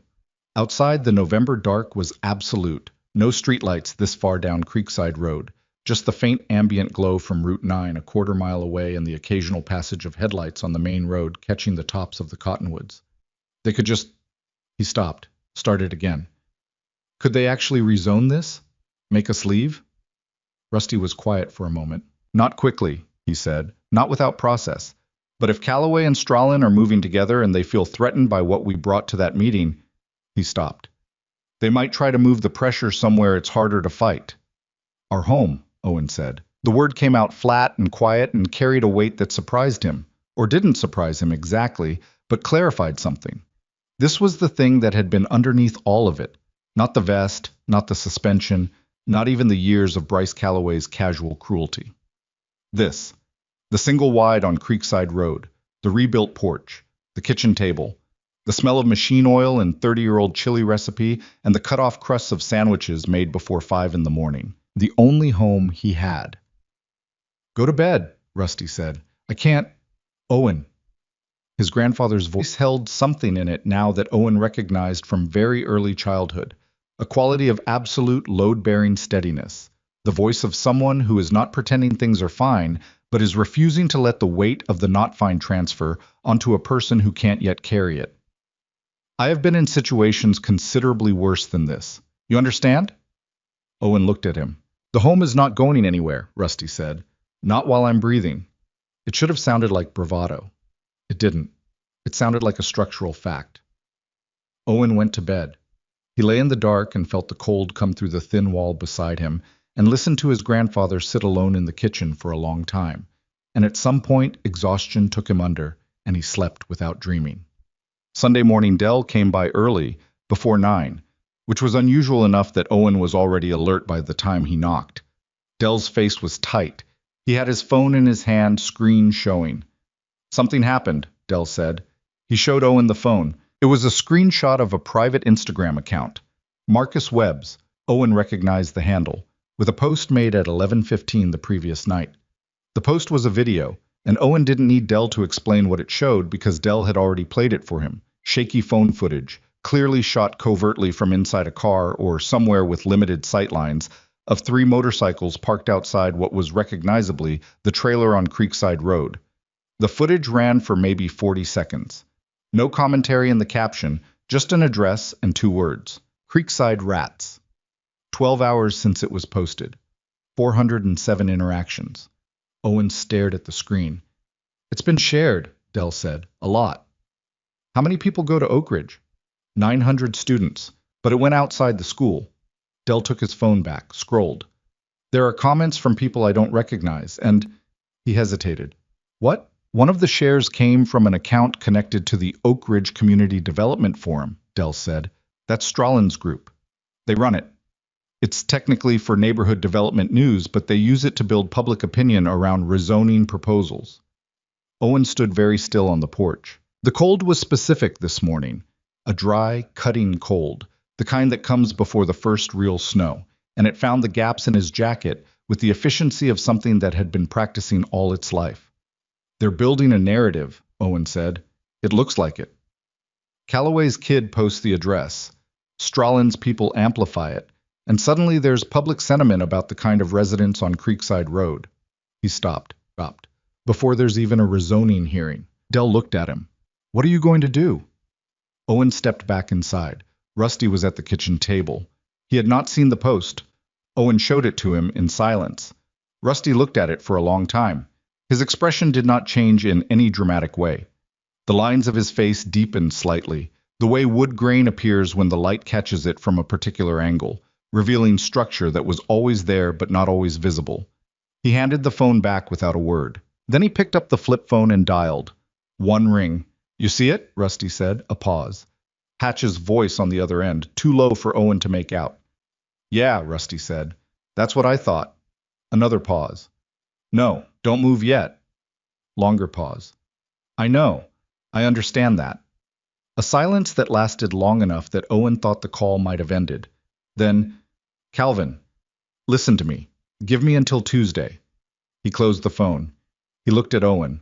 Hatch wants to accelerate, Rusty said. He's got 20 riders within an hour of here right now. He wants to make a statement today. What kind of statement? The visible kind. Rusty set the phone on the table. Ride through town, park outside Callaway's dealership, outside Strawlin's office. Let people see. That's... Owen tried to assess it. That would change the story. Online, in the community. It would also give Callaway and Strawlin exactly what they need, Rusty said. Footage of bikers surrounding their businesses. Something they can point to. Something that fits the story they're already trying to tell about what we are. So Tuesday, Owen said. What happens Tuesday? Rusty was quiet. Spokes has a contact, he said finally, at the county assessor's office. Someone who's been watching Strawlin's rezoning applications for 2 years and hasn't liked what they've seen. If that person will talk, officially, on record, then what we have stops being leverage and becomes something a DA has to look at. Will they talk? Spokes thinks maybe, Tuesday morning. Owen sat down slowly. The kitchen held its familiar warmth against the cold outside, and Dell was still at the door, and the phone screen with Marcus Webb's Instagram post was dark now, but the image on it stayed in Owen's mind with the specific, indelible quality of something designed to wound. Creekside rats. He looked at his grandfather. Rusty was watching him with those deep-water eyes, and in the look was something Owen hadn't seen before in all their years together. Not fear, not doubt exactly, but a recognition. The recognition of a man who has played the patient, deliberate game his whole life, and is now measuring, with painful honesty, whether patience and deliberation are still the right tools when the other side has already started burning things down. The kettle on the stove began to whistle. Nobody moved. There's something you're not telling me, Owen said. Rusty held his gaze. Hatch said something on the phone, Owen continued. Before you said don't move yet, he said something that made you pause. I heard the silence. Rusty reached over and took the kettle off the burner. He said Strawlin filed a preliminary zoning amendment request on Friday, Rusty said. Day before yesterday. The same day Callaway made that call in our meeting. The silence in the kitchen was total. That fast, Owen said. That fast. That means the call Callaway made wasn't to ask for help, Rusty said. It was to give a signal. The plan was already in place. Our meeting didn't make them escalate. He set the kettle down on the cold burner. It made them execute. Owen felt the floor of the situation shift beneath him. The thing he'd been standing on, the assumption that they were reactive, and he and Rusty were acting on them, inverting suddenly into its opposite. They weren't reacting to the coffee on the vest. They weren't reacting to the suspension. Those had been moves in a game that had been going on longer than Owen knew, at a scale that had nothing to do with a high school parking lot. The trailer. Creekside Road. The community. All of it. And Owen and Rusty, without knowing it, had walked into the middle of it. Rusty, Owen said. His voice was very quiet. How long has Callaway wanted this corridor? His grandfather looked at him for a long moment. The look of a man deciding how much truth the moment requires. Spokes found something in the rezoning history, Rusty said. An application from 4 years ago, before Strawlin. A different applicant, smaller company, same corridor. He paused. The company was connected to a Callaway LLC. It was rejected on a technicality and disappeared from the record. 4 years ago, Owen said. You were 12, Rusty said. And I didn't know. I didn't see it. The admission cost him something. Owen could see that. The specific cost of a man whose entire value system is built around seeing threats before they arrive, acknowledging that one had been building in his own backyard for years, and he'd missed it. So Bryce messing with me, Owen said slowly, and the suspension, and then Callaway in that meeting. It may not have started that way, Rusty said. Bryce is just a cruel kid with a permissive father. But when we pushed back, he stopped. When I made that first call to Decker and the bikes started coming through the neighborhood, it gave Callaway a reason, Owen finished. A story. Biker gang threatening the community. Justification for accelerating the application. Dell, still at the door, very still, said quietly, So what do you do? Rusty looked at Owen. Owen looked at his grandfather. The kitchen held the weight of it, the 4 years of it, the rezoning applications, the Instagram post, the Friday filing, the call made in front of 3 Iron Verdict members without fear. And somewhere outside on a road Owen could not see from the kitchen window, a single motorcycle engine turned over in the cold morning air and then went silent, as if it too was waiting. And then Rusty's flip phone rang. He picked it up, looked at the screen. Not a number he recognized, or he would not have looked at it that way, with that specific quality of attention. He answered it. Yeah, a voice on the other end. Owen couldn't make it out. Too low, too quick. Rusty's face changed, not dramatically. Not the way faces change in the movies, with the jaw setting and the eyes hardening. More the way light changes when a cloud moves over it. Everything the same, but the quality of illumination different, the shadows falling differently. The familiar made briefly strange. He said 3 words. When did this happen? A response. He said, which one? Another response. He closed the phone. He sat at the kitchen table with the closed phone in his hand and looked at the middle distance with an expression Owen had never seen on his face. Not in 16 years. Not through any of it. What happened? Owen asked. Rusty set the phone on the table with a careful, deliberate movement, the movement of a man making sure he doesn't break things by accident. Spokes, he said. The contact at the assessor's office. He stopped. Someone called them this morning, warned them off, threatened their job, their family. Owen went still. The contact called Spokes to say they're out, Rusty said. Won't talk, won't go on record, won't... He stopped again. The stopping was its own language. They were scared. Whoever Calloway called, they have reach into the county assessor's office. The kitchen was absolutely silent. So the Tuesday plan, Owen said. Gone, Rusty said. Dell looked between them. Owen looked at his grandfather and understood. For the first time, with the full weight of it, without the cushion of the belief that the adults were managing it, that this was not going to be resolved through documentation and careful, patient leverage. Calloway and Strachan had county infrastructure. They had the school board, the development forum, the public narrative of the Instagram post, the assessor's office, and whatever else lived in the architecture of that phone call. An Iron Verdict MC had 43 writers, a folder with 3 financial transactions, and an old man on a rebuilt porch on Creekside Road who had not yet decided what game this actually was. The single motorcycle engine outside turned over again. This time it didn't go silent. It idled there in the cold November air, steady and low, and was joined after a moment by a second engine, and then a third, until the sound was a texture rather than a collection of individual sounds, present and patient and unmistakable. Rusty stood up. He walked to the front door and opened it, and the cold came in, and the sound of the engines came in with it. And standing on Creekside Road in the November light were 7 motorcycles, riders seated, visors up, faces visible, Decker at the front, Hatch beside him, 5 others Owen didn't recognize but who all wore the same vest. They weren't moving, they weren't threatening, they were just there. Hatch looked at Rusty across the distance between the road and the porch, and Rusty looked back. And something passed between them in the silence beneath the engine sound, a question and an answer, or maybe just an acknowledgement that the question had changed. Rusty stepped back inside. He went to the hook by the front door. He lifted the vest, coffee-stained, faded, the hand-stitched patches, the rearing horse, sergeant at arms that was before, and he put it on. Owen watched him fasten the snaps, watched him adjust it across his shoulders with the unconscious precision of someone restoring something that had never stopped fitting. He turned to face his grandson. This is going to get louder, Rusty said, before it gets quiet. He looked at Owen with those deep water eyes, and in them was everything Owen didn't know yet about who his grandfather had been, and what that meant, and what it was going to cost.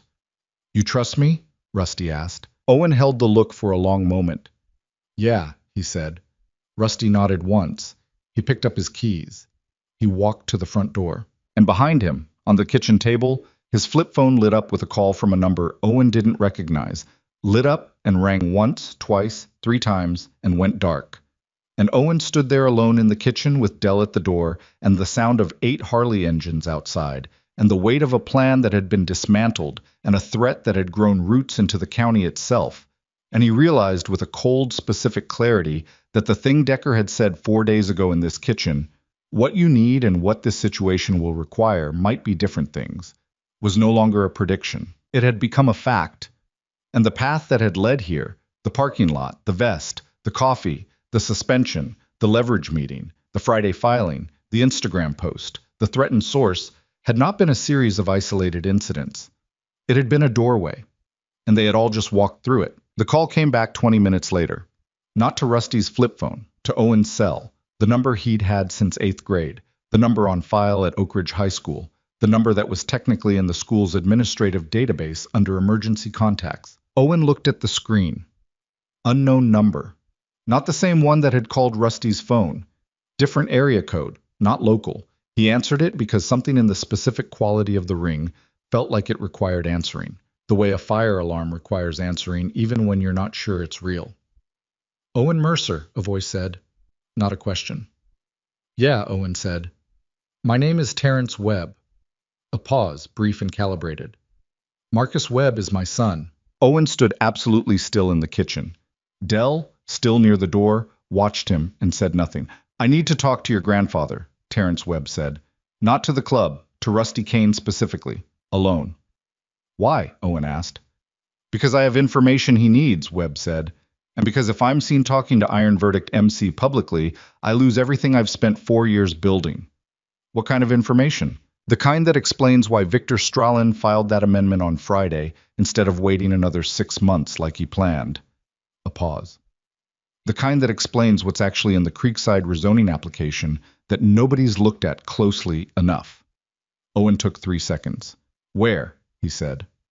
The address Webb gave was a commercial property on the edge of Oak Ridge's small industrial quarter, a storage and auto repair complex that had been partially closed for 2 years. The repair bays dark, the parking lot cracked and weed-threaded. One unit at the far end still showed lights. Owen passed the address to Rusty by walking outside and telling him directly, quietly, while the 7 Iron Verdict riders waited on the road with their engines idling. Rusty listened. His face gave nothing. He turned to Hatch. Stay here, he said. Hatch looked at him. Rust? With Owen, Rusty said. Not a concession, a reassignment of priorities. Hatch looked at Owen. Owen looked at Hatch. Something moved between them. The beginning of an understanding, or at least an acknowledgement that one was necessary. Decker, Hatch said without looking away from Owen. Go with him. Decker peeled off from the group without comment, pulling alongside Rusty's Softail. They rode. Owen watched them go from the porch. The 2 motorcycles diminishing down Creekside Road, turning north toward Route 9. The sound of the engines folding into the larger sound of the Sunday morning, and then the silence rushed back, and he was standing with Hatch and 6 other Iron Verdict riders, and Del Torres, and the weight of a situation that had accumulated more dimensions than anyone had budgeted for. Hatch came up onto the porch. I was taller than Owen had initially registered. The armchair had compressed him, made him seem more contained. Standing, he had the height and the stillness of something structural, a load-bearing wall in human form, and the scar along his jaw caught the November light in a way that made it look older than the rest of his face. You got coffee? Hatch asked. Yeah, Owen said. Good, Hatch said, and came inside. The auto repair unit was the kind of place that had given up on looking legitimate without going fully dark. Fluorescent light in one bay, the other's black, oil-stained concrete floor. A metal folding table in the center with 2 chairs that had arrived from different places and matched only in their damage. Terrence Webb was standing when Rusty and Decker came in, hands in the pockets of a North Face jacket, and he had the look of a man who had been a long time in a profession that required composure and was now finding the reserve running low. I was 48 or 49, solidly built, with the kind of face that suggested he'd been handsome a decade ago and had traded it incrementally for authority. He was dressed for a Sunday that wasn't a Sunday, business casual in the way of someone who'd come from a meeting or been preparing for one, the collar slightly open, the jacket slightly wrong for the cold. He looked at Decker. I said alone, he said. He stays or we go, Rusty said. Webb looked at Decker for another moment. Decker looked back with the particular unhurried patience of a man who has been told to wait in rooms his whole life and has learned to make the waiting look like choice. Fine, Webb said. He sat. Rusty sat across from him. Decker stayed standing near the bay door. How do you have my grandson's phone number? Rusty asked. The first question, quiet, direct, the kind of question that is also a statement about what kind of conversation this is going to be. School directory, Webb said. I'm on the parent advisory board. I have access. He paused. I know how that sounds. How does it sound? Like I'm part of the problem. Webb held Rusty's gaze. I'm not. But I've been close enough to it that the distinction hasn't always been clear, even to me. Rusty said nothing. The fluorescent light buzzed above them, and the cold came up through the concrete, and Decker's breathing was the only sound in the bay. My son has been Bryce Calloway's friend since 7th grade, Webb said. I've watched that friendship for 5 years and I've never liked it. Douglas Calloway is... He stopped. I've known Douglas for 12 years. We were in the same Chamber of Commerce cohort. We've worked together on 3 community initiatives. I thought I knew what kind of man he was. He pressed his palms flat on the metal table. I was wrong about the scale. Tell me what you know, Rusty said. Webb looked at his own hands on the table. The Creekside Corridor rezoning application, he said, is not a commercial development project. Rusty was very still. On paper it is, Webb continued. Strahlin's filing reads as mixed-use commercial. Retail base, residential above, the standard language. But I sit on the County Planning Committee's advisory subcommittee. Volunteer, unpaid. I got roped into it 2 years ago by someone who thought I had useful expertise. And 6 weeks ago I got access to the supplementary documentation on the Strahlin application as part of a preliminary review. He paused. There's a second entity named in the supplementary documentation, not Strahlin's firm, a private equity group called Meridian Land Holdings. I don't know that name, Rusty said. Most people don't. That's the point. Webb looked up. Meridian Land Holdings exists in the documentation as a silent co-applicant, which is unusual but not unheard of for large development projects. What's unusual is who controls it. He reached into the inside pocket of his jacket and produced a folded printout and placed it on the table and slid it toward Rusty without unfolding it. Rusty unfolded it. He looked at it for a long moment. His face did the thing again, the light-shifting undercloud thing, the deepening of the grain. And Owen wasn't there to see it, but Decker was, and Decker saw it, and Decker pushed off the wall slightly without speaking. Meridian Land Holdings, Webb said, is controlled through a series of nested LLCs by a holding company registered in Delaware. That holding company's primary beneficiary, according to the supplementary documentation I reviewed, he stopped, drew a slow breath, is a man named Gerald Perrin. The name meant nothing to Owen, who was not there. It meant nothing to Decker, who was. But something happened to Rusty's face when he heard it that was unlike anything in the Webb meeting up to that point. Not the controlled weather light shift, but something more fundamental, something structural, the specific quality of a man hearing a name he has not heard in a very long time, and understanding immediately and completely what it means that he is hearing it now. Decker noticed. Rusty, Decker said, just the name, a check-in. Rusty set the printout on the table. His hands were steady. His voice, when it came, was steady. But the steadiness was the effortful kind, the kind that has architecture underneath it. Gerald Perrin, he said. You know him, Webb said. It was not a question. I knew him, Rusty said, a long time ago. How long? Rusty folded the printout and put it in the inside pocket of his vest. The coffee-stained vest, the hand-stitched patches, the rearing horse. He folded it with the careful precision of someone handling something that has become suddenly, retroactively dangerous. Tell me the rest of it, he said. The rest of it took 40 minutes. Rusty and Decker rode back to Creekside Road in a silence that was entirely different from the silence of the ride out. Decker knew better than to speak into it. 30 years of riding with men had taught him that some silences were processing, and some were waiting, and some were the kind that required the other person to arrive at their own threshold before the conversation could happen. This was the third kind. They came down Creekside Road and parked, and Rusty got off his bike and stood for a moment with his hand on the tank, looking at the trailer with its rebuilt porch and its faded dark paint, and then he went inside. Owen and Hatch were at the kitchen table. Between them, 2 mugs, the remains of a pot of coffee, and the particular atmosphere of 2 people who have been in the same room for an hour without finding a natural conversational register. Dale had gone home at some point. The 6 other riders had dispersed. Owen didn't know where, hadn't asked. Rusty sat down. Hatch looked at him across the table and read the thing in Rusty's face that Owen couldn't yet read and said simply, "Who?" "Gerald Perrin," Rusty said. The mug Hatch was holding made a small sound against the table.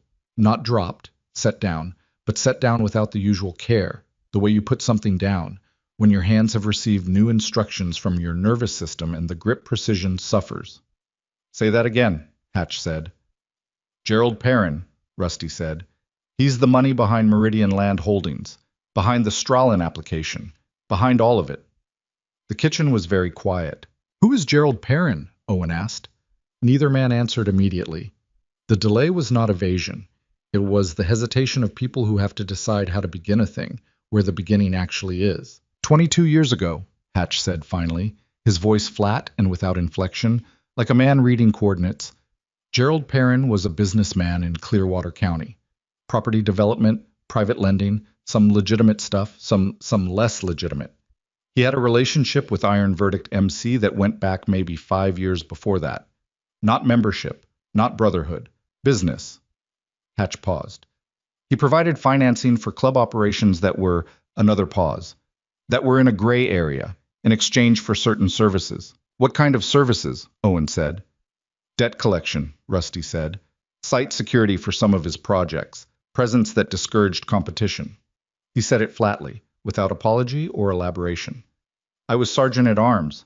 My job was to manage those operations. I managed them." Owen looked at his grandfather. "I told you it wasn't simple or clean," Rusty said. "Okay," Owen said. He said it carefully, the way you say something when you are processing faster than you can speak. "In 2003, Hatch continued, Perrin tried to expand the relationship. He wanted the club to do something that crossed a line the club wasn't prepared to cross. He wanted us involved in intimidating witnesses in a county zoning case. Witnesses who were going to testify against one of his development applications." He stopped. "Your grandfather said no." Owen looked at Rusty. "I said no," Rusty confirmed. "Perrin retaliated," Hatch said. "He had connections in the county sheriff's office. Within 6 months, there were 3 Iron Verdict members facing charges. The charges were," his jaw tightened, "manufactured, partially. There was enough real history to make them stick if you had the right people in the right places." "Did they stick?" Owen asked. A silence. "2 members served time," Rusty said. "One of them was my younger brother." The kitchen received that fact in silence. Owen had not known Rusty had a brother. He was 17 years old and had been raised by this man since age 9, and had not known this man had a brother. "His name was Garrett," Rusty said. He said it like someone reading from a list they have memorized by repetition rather than by choice. "He did 4 years. He came out different. He stopped. "He's in Arizona. We don't talk." "Because of what happened?" Owen asked. "Because of choices made after what happened," Rusty said. "His choices. Mine." He put his hands flat on the table. "After Garrett went in, I left the club. I had your father's family to think about. He and your mother were—" He stopped again, recalculating. "There were things I needed to be present for. I stepped away. Perrin left the county 2 years later, some different legal trouble I wasn't tracking anymore. I thought that was the end of it." "It wasn't," Owen said. "It wasn't," Rusty said. Hatch turned his mug in a slow half circle. "Perrin spent 15 years moving through different counties, different development projects. Always the same model. Find a corridor with potential. Find a local partner with access. Use layered entities to obscure his involvement until the application is too far along to easily challenge." He looked at Rusty. "Callaway is the local partner. Stralin is the public face. Perrin is the money and the infrastructure. And Creekside Road," Owen said slowly, "is a corridor with potential. The creek access, the Route 9 proximity, the existing residential density that hasn't been updated in 30 years, Hatch said. From a development standpoint, it's valuable, very valuable, particularly if you can get the zoning changed before the residents have organized opposition." "How long has he been planning this particular application?" Owen asked. Rusty and Hatch exchanged a look. "Webb said Perrin's entity first appears in Clearwater County records 4 years ago," Rusty said, "which is when Stralin started appearing on the planning committee's radar." Owen sat back. 4 years ago. The preliminary application under a different name that Spokes had found in the rezoning history. The gradual establishment of Strawlin as the visible face. The cultivation of Callaway's school board access. And then, when an old biker named Rusty Kane had the temerity to push back against the bully son of the local partner. A chain of events that had activated whatever Parrin had been building and caused it to move from preparation to execution. He recognized your name, Owen said. When Callaway told him about the meeting, about Iron Verdict, he recognized Iron Verdict and specifically your name, and he decided to move. Rusty nodded.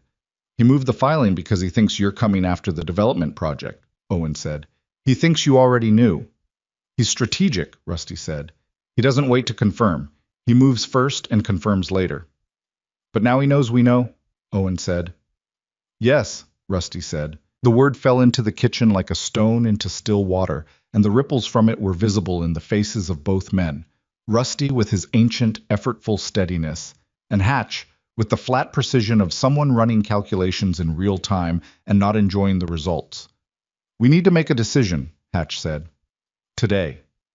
Rusty said nothing. If Parrin knows we know, Hatch continued, he's not waiting. He'll accelerate everything. The filing, the narrative, the pressure on the assessor's office. He's done this before. He knows how fast he needs to move once the opposition understands the scope. He stopped. And there's something else. Rusty looked at him. I got a call this morning, Hatch said, before we came here, from a brother in the Henderson chapter, down south.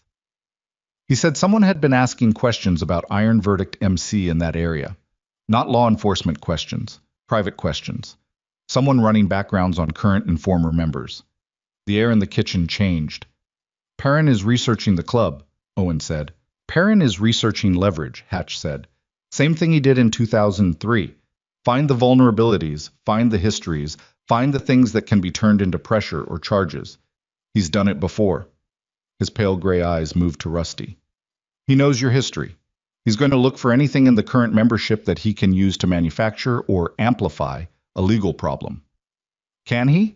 Owen asked. Hatch's mouth tightened slightly. We're not a clean organization, kid. We've got members with records. We've got financial arrangements that don't want scrutiny. We've got... He stopped himself. We've got the things you accumulate over 30 years of living outside the straight line. Parrin will find them because he's done this before and he's very good at it. Owen looked at his grandfather. Rusty was looking at the table. He destroyed 2 men in 2003 with manufactured charges and real history, Owen said quietly. He can do it again. More men, Hatch said. More history. The November cold found the kitchen in the silence that followed. A cold that came through the walls and the thin windows and the gaps in the trailer's insulation that Rusty hadn't gotten to yet this season. The particular cold of a structure holding against weather it was never quite built to withstand. We could walk away, Owen said. Both men looked at him. I mean, he pushed the thought forward because it needed to be said, because someone needed to say the thing that was in the room. If the fight is going to put 43 men at risk of losing everything, their lives, their freedom, their families, then maybe the calculation, no, Rusty said. I'm not saying I want to. I'm saying, I understand what you're saying, Rusty said. The answer is no. Why? Rusty looked at him across the table, and the look was the kind that Owen would understand more fully in the years to come, but understood enough now. The look of a man who has made this calculation before, who made it at 28 and at 35 and at 41, who knows exactly what walking away costs and is not willing to pay it again. Because walking away is what he's counting on, Rusty said. It's what he's always counted on. Pressure, until the opposition calculates that the risk is too high, then move forward into the silence. He put both hands flat on the table and didn't take them off. I walked away in 2003. My brother paid for it. The men who got charged paid for it. He paused. We are not walking away. Hatch was watching this exchange with the attention of a man who has heard arguments like this before and understands that the outcome of them is not logical, but something older than logic. Okay, Owen said. Okay, Hatch said. So what do we do? Owen said. What they decided to do required the rest of Sunday and involved 2 phone calls Rusty made on the back porch with the flip phone and 3 calls Hatch made in the kitchen on his smartphone and 1 call Decker made from his bike at the end of the driveway that lasted 11 minutes and involved at least one voice loud enough to be partially audible from inside. The outline of it, as Owen assembled it from the fragments he was given and the fragments he inferred, Spokes, whose contact at the assessor's office had been scared off, was now pursuing a different angle, not the rezoning documentation, but the financial disclosures that Meridian Land Holdings was required to file as part of the supplementary application. Specifically, the beneficial ownership disclosures, which in theory required identification of controlling parties, but in practice were routinely obscured through the Delaware LLC layering that Webb had described. The theory was that Meridian's filings contained discrepancies, the kind of discrepancies that an experienced financial examiner would recognize, but that required a specific kind of expertise to surface. Spokes knew someone, not at the county level, where Perrin had reach, at the state level, a licensing board examiner who specialized in development entity disclosures and had, over a 15-year career, become something of an expert in the particular architecture of layered ownership fraud. "This is the play," Hatch said to Owen, late Sunday afternoon, while Rusty was on the back porch and the other writers had come and gone through the kitchen in shifts, picking up information and carrying it back out. Not the rezoning itself, not the school situation, not Callaway's dealer financing, the beneficial ownership disclosures. If Perrin's identity as the controlling party can be surfaced officially through a state-level inquiry, then the application collapses because he's got outstanding issues in 2 other counties that would disqualify him. Outstanding issues meaning what? Owen asked. Meaning a civil judgment in Riverside County from 2019 that he settled without admitting liability and which imposed a 10-year bar on county development applications in California. Hatch paused. This isn't California, but the bar is part of his public record, and there are 3 states that recognize it for application review purposes. Clearwater County's development ordinances are based on a state framework that includes one of those 3 states in its model code. Owen blinked. How do you know all that? Spokes, Hatch said. He's been doing this since Thursday night. He doesn't sleep. He said it with a flat admiration, the respect of a man who values specific competence above almost all other things. Okay, Owen said. So if Spokes can get the state examiner to look at the beneficial ownership disclosure,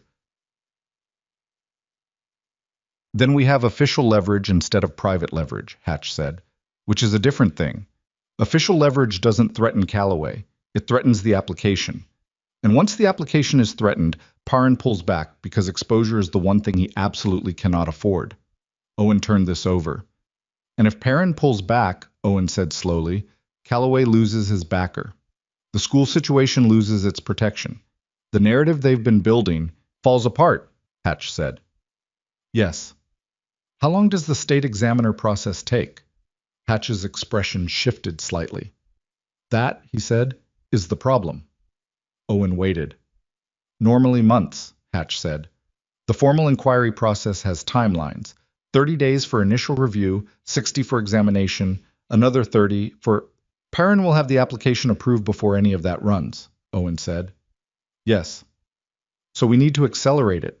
We need someone at the state level to prioritize it, which means someone with a relationship with the right person in the licensing board and the reason to call in that relationship. He paused. Spokes is working on it, but it's Sunday. What about Terrence Webb? Owen asked. He's on the County Planning Committee's advisory subcommittee. He had access to the supplementary documentation. Can he... Webb is scared, Hatch said. He called because he needed to unload what he knew. He's not going to go on record. He's got a kid in the school, a business in the county. He spent 12 years building relationships that Callaway and Perrin can damage. But he called, Owen said. He could have said nothing. He chose to call. Hatch looked at him. He called your cell phone, Hatch said. Not mine. Not Rusty's, which is the number he'd have to work harder to get.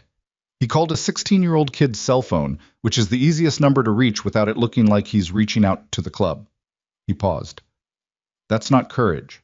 That's someone trying to relieve a guilty conscience without taking on risk. Owen absorbed that. Unless, Owen said. Hatch waited. Unless what he's really scared of isn't Callaway, Owen said.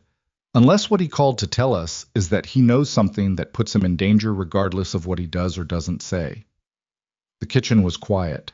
The Instagram post, Owen said. Marcus Webb's account. His son posted the Creekside address. Bryce Callaway's social circle. Straulin's Community Development Forum shares it. He stopped. What if Terrence Webb saw that post and understood that his son had just made himself visible in something his son didn't understand the scale of? And what if that's why he called? Not to relieve his conscience, but because he's a father who just realized his kid is standing next to a fire. Hatch looked at him for a long moment. How old are you? He said. 16, Owen said. Hatch made a sound that was not quite the short, genuine laugh, but was adjacent to it. Call him back, he said. Owen called Terrence Webb from the front porch at 4 in the afternoon with the temperature dropping and his breath making small clouds in the gray air. Webb answered on the first ring. I know why you called, Owen said. Not the parent information. That was real, and I'm not dismissing it. But the real reason, you saw Marcus's post. A long silence on Webb's end. He doesn't know what he posted, Webb said finally. His voice had changed from the controlled, composed voice of the auto repair bay meeting, compressed now, the way a voice gets when the thing it's been careful about has finally surfaced. He thought he stopped.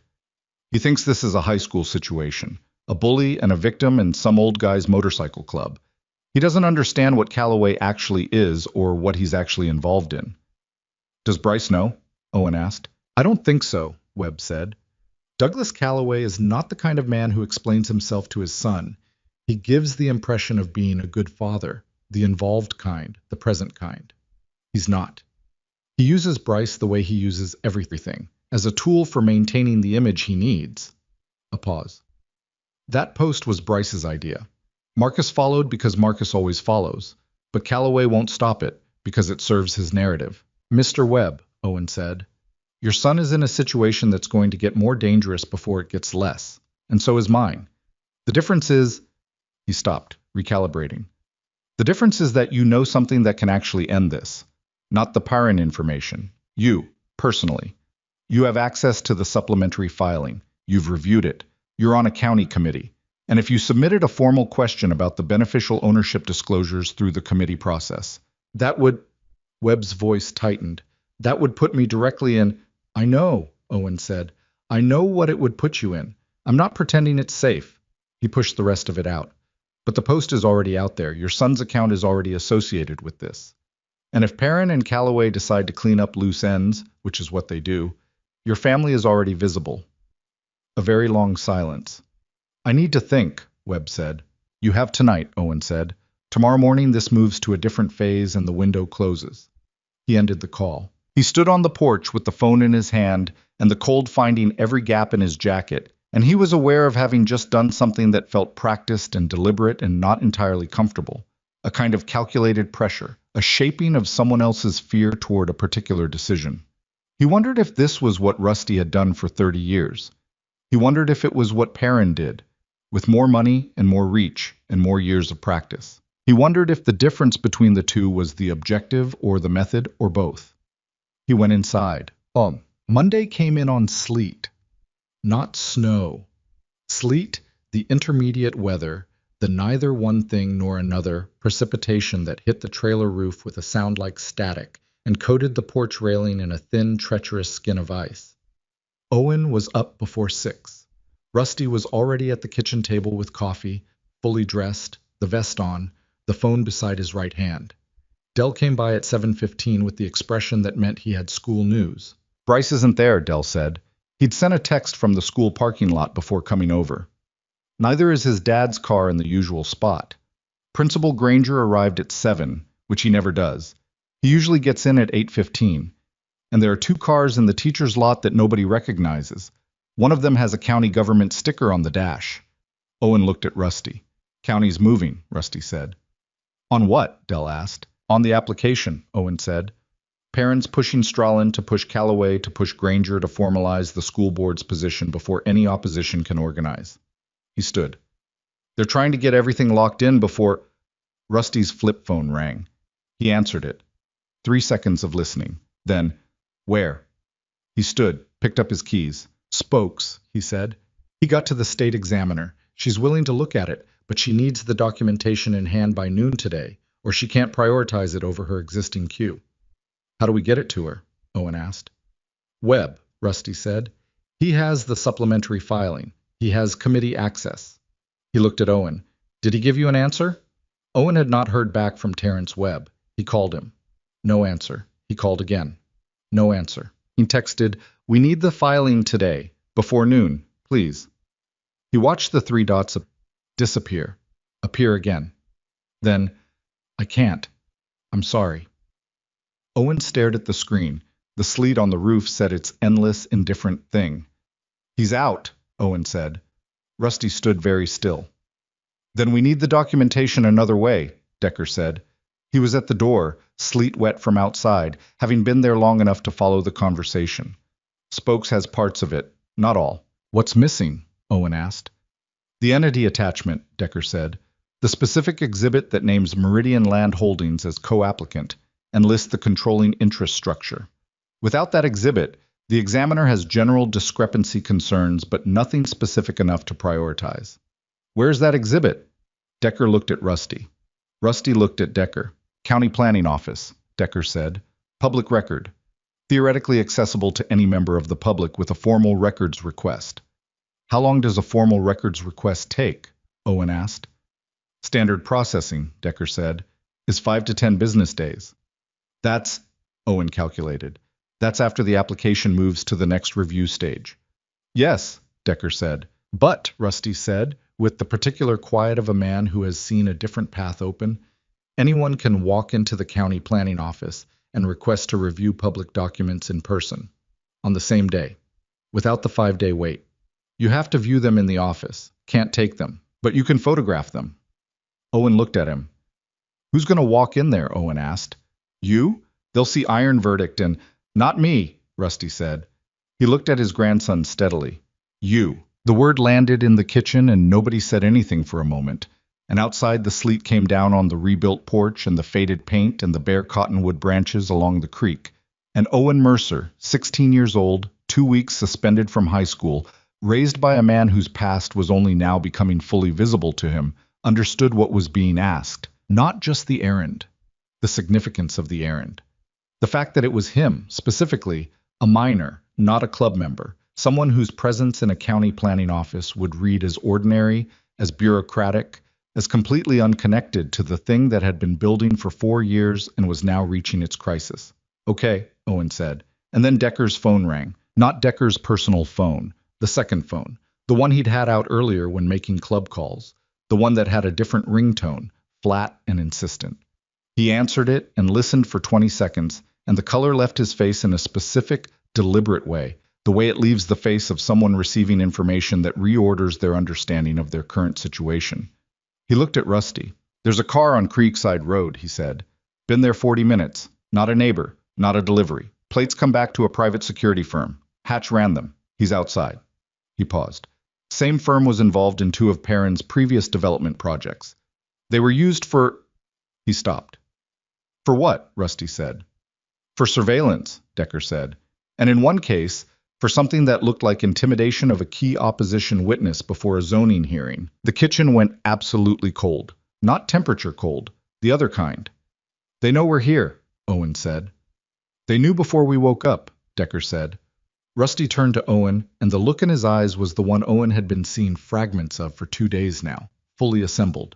The look of a man who has been in situations considerably worse than this, and is in one of them again, and knows it, and is not afraid of it, but is afraid of what it means for the person standing across from him. "Listen to me," Rusty said. His voice was steady, absolutely steady, the voice of the structure beneath everything else. "I need you to go out the back. Dell goes with you. You cut through the creekside path to Marco Torres's place. You know the path?" "Yeah," Owen said. "You go there. You wait."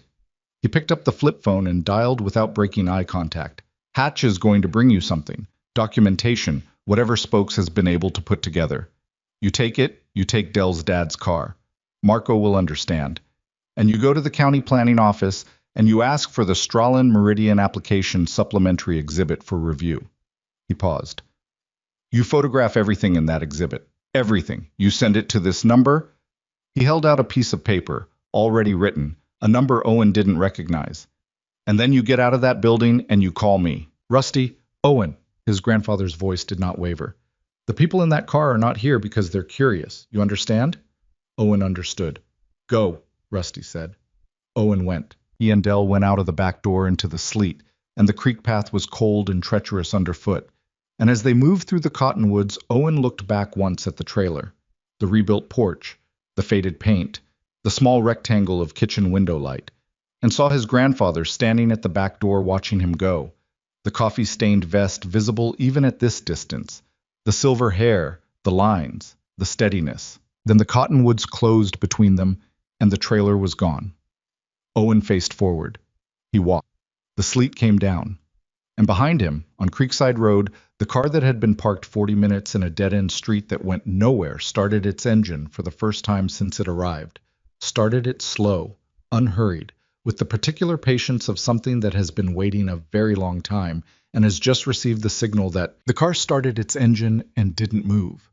That was the thing. That was the part that made Hatch, standing behind the cottonwoods at the edge of the creek path with his hand on his phone and his eyes on the vehicle, understand that whoever was inside was not a private investigator running standard surveillance. Standard surveillance spooked when the subject moved. Standard surveillance followed. This didn't follow. It sat, which meant it wasn't watching where Owen went. It was watching whether Rusty came out.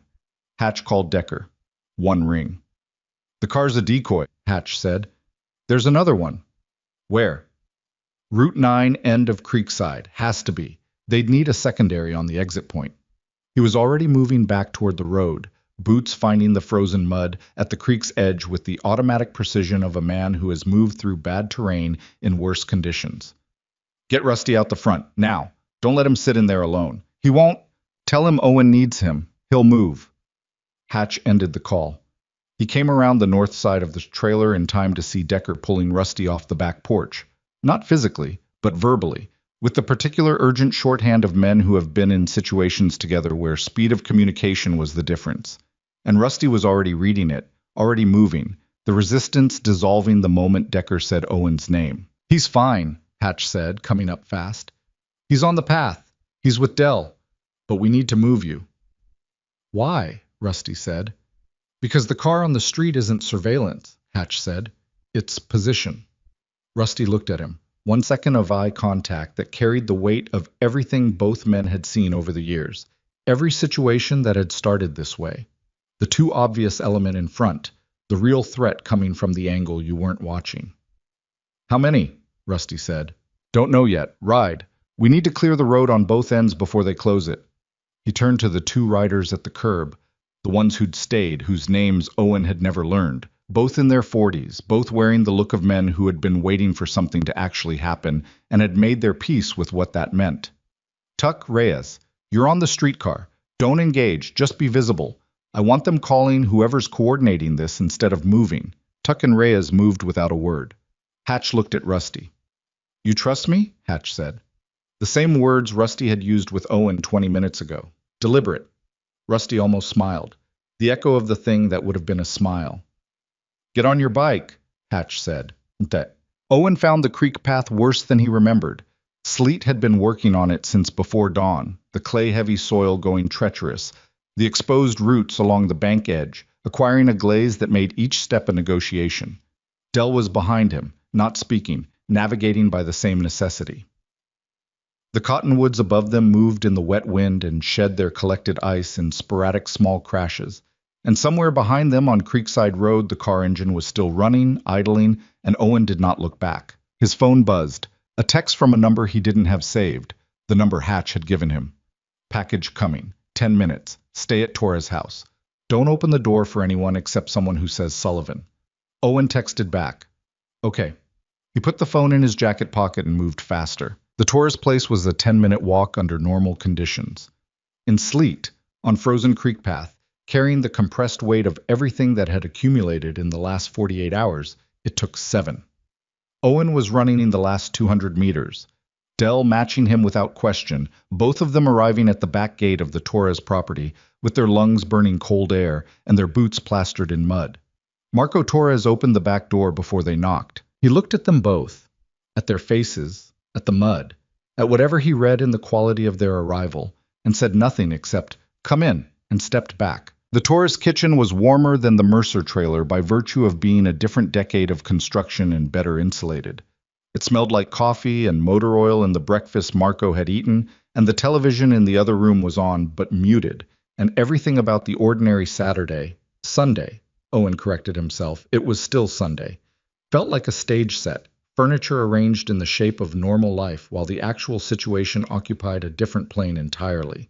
What do you need? Marco said. Your car, Owen said. In 10 minutes. Marco looked at Dell. Dell looked at the floor. It's in the carport, Marco said. He reached into a drawer and put the keys on the counter. Full tank. The heater takes 5 minutes to work. And I need to borrow your phone to make a call, Owen said. Not on my own phone. Marco handed him his phone without asking why. Owen called Terrence Webb from Marco Torres's phone. 3 rings. This isn't my number, Owen said when Webb answered. I'm calling from a different phone. I need you to listen to me for 60 seconds. A silence. Then, I'm listening. There is a car outside my house that is not surveillance, Owen said. There are men Perrin has used before for things beyond watching. You called me because you're a father who saw his son's name attached to something dangerous. I'm asking you to understand that it got more dangerous in the last hour. He paused. The planning office. The supplementary filing. Exhibit C, the entity attachment. I'm going in person to view it today. I need to know if there's anything in that exhibit that they would have removed or redacted from the public copy. A longer silence. The public copy, Webb said slowly, should be complete. It's a required disclosure, but... He stopped. But what? The exhibit was filed as a physical document, Webb said, not a digital submission, which is unusual. Most of the Stralin application was digital. That exhibit was submitted on paper, which means it went through the physical records clerk rather than the digital intake system. Owen registered this. And the physical records clerk reports to who? The county planning director, Webb said, whose office has a co-funding arrangement with, he stopped himself, with Stralin's firm for a community engagement initiative. So the exhibit might have been processed by someone connected to Stralin, Owen said. It might, Webb said, which doesn't mean it was tampered with, but it means you should photograph every page, including the back of every page, because physical document alterations sometimes involve... He stopped again. Involve what? Owen said. Substituted pages, Webb said quietly. It's rare, it's a significant crime, but it's happened in cases involving... Another stop. In cases where the stakes were high enough. Owen held that. Is there anything else in that exhibit I should know to look for? He asked. Webb was quiet for a long moment. The controlling interest attestation, he said. Page 3 of the exhibit, or it should be page 3. It's a signed statement attesting to the identity of all beneficial owners with more than 10% interest. If Perrin's name doesn't appear on that attestation, then it's fraud, Owen said. Then it's fraud, Webb confirmed. His voice had changed again. Not the guilty conscience relief of the earlier call. Something flatter, more decided. If you find that the attestation doesn't name him and you can document it, we can document it, Owen said. A silence. Owen, Webb said. Yeah. Be careful in that building. His voice was low. If they've got someone in the physical records clerk's office, they'll know you requested that exhibit, and they will make a call. How long between the call and anything that matters? 20 minutes, Webb said. Maybe less. Owen thanked him and ended the call. He set Marco's phone on the counter. His own phone buzzed. New text from the hatch number. On our way. Say Sullivan at the door. And then, 30 seconds later, from Rusty's flip phone number, a single word, careful. Owen picked up Marco's car keys. The county planning office was in a civic building on Porter Street, 3 blocks from the main county courthouse, a building of the 1970s that had been retrofitted for energy efficiency in the late 90s and had achieved the aesthetic of something that had started ugly and been improved to merely drab. The parking lot was half full on a Monday morning with government employee vehicles, and Owen pulled Marco's 12-year-old Civic into a visitor space and sat for a moment with the engine running and the heater finally working and the sleet coming off the windshield in slow streams. He looked at himself in the rearview mirror. He looked like a 16-year-old who had been walking through frozen mud. He looked like someone who had not slept enough and had been carrying too much for too long. He looked like his grandfather, a little, around the eyes. The particular quality of someone who is deciding something and has decided it and is not going back. He got out. He went in. The physical records room was on the second floor. The clerk was a woman of about 45 named, according to her lanyard, Patricia Anwell, pale, efficient-looking, with reading glasses pushed up on her forehead, and the manner of someone who had processed 10,000 document requests and found each of them equally unremarkable. Owen asked for the Strahlen Meridian Development Application, supplementary exhibit set. Patricia Anwell looked at him over her glasses. The look lasted one beat longer than a purely professional assessment would require. "Your name and a valid ID," she said. He provided both. His school ID, which was technically not a government-issued document, but was the only ID he had, and which Patricia Anwell accepted with the look of someone making a decision about what to care about. She disappeared into the back for 4 minutes. Owen stood at the counter and listened to the building, the hum of fluorescent lighting, the sound of a phone ringing 2 offices down and being answered, the muted ambient noise of government bureaucracy proceeding on its schedule. Normal. Ordinary. The architecture of official process, indifferent to the thing happening inside it. Patricia came back with a file folder. Heavy. More pages than Owen had expected. "You can review at table 3, she said. "No removal from the room. Photography is permitted per the public records policy as long as it's for personal use." "Thank you," Owen said. He went to table 3. He opened the folder. He found the entity attachment, the document Webb had described, the beneficial ownership attestation. His hands were steady. He was aware of them being steady in the way you're aware of something surprising. He thought of Rusty's hands on the kitchen table, flat and unmoving. He thought of Hatch setting a mug down without spilling it when news had arrived that could have spilled everything. He found page 3. He looked at the controlling interest attestation. He read it once. Then again, Gerald Perrin's name was not on it. The attestation named 2 entities, Meridian Land Holdings, LLC, and a related entity called Clearfield Development Partners, and listed their controlling interests as jointly held by a David Perrine with an E at the end, and a corporate trustee identified only by registration number, not Gerald Perrin. David Perrine. Different name, different spelling, the same structure. The Delaware LLC, the nested entities, the corporate trustee obscuring the ultimate beneficiary, but a different name on the attestation page. Owen sat very still. He took out his phone and photographed every page of the exhibit, front and back of every page, as Webb had told him. He photographed the attestation 3 times from different angles to ensure legibility.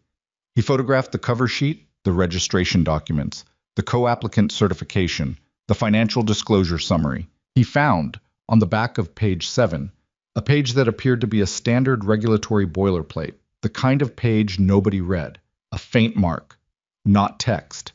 A mark at the corner, the kind left by a paperclip used and removed, and below it, detectable only because he was looking for it, the faint shadow line of a replaced page. A page that had been substituted, not clumsily, not obviously, but with the confidence of someone who understood that normal people didn't look at the backs of boilerplate pages. He photographed it. He photographed the shadow line from 2 angles. His phone buzzed. Dell, from outside in the parking lot where he'd been asked to wait. Car just pulled in. 2 men. Didn't go in. Sitting. Owen forwarded all 41 photographs to the number Hatch had given him. Then he closed the folder and carried it back to the counter. "Done?" Patricia Anwell said. "Thank you," Owen said. She took the folder. Her expression was neutral, professional. He could not read it. He walked to Claude's response was interrupted. "Try again." "You said, Part 4 của kịch bản biker cinematic này được triển khai với dung lượng 1/100 từ, bắt đầu trực tiếp từ điểm kết thúc của Part 3. Part 4 của kịch bản biker cinematic này được triển khai với dung lượng 1/100 từ, bắt đầu trực tiếp từ điểm kết thúc của Part 3. Trọng tâm tuyệt đối là cao trào bùng nổ, the peak of action and stakes.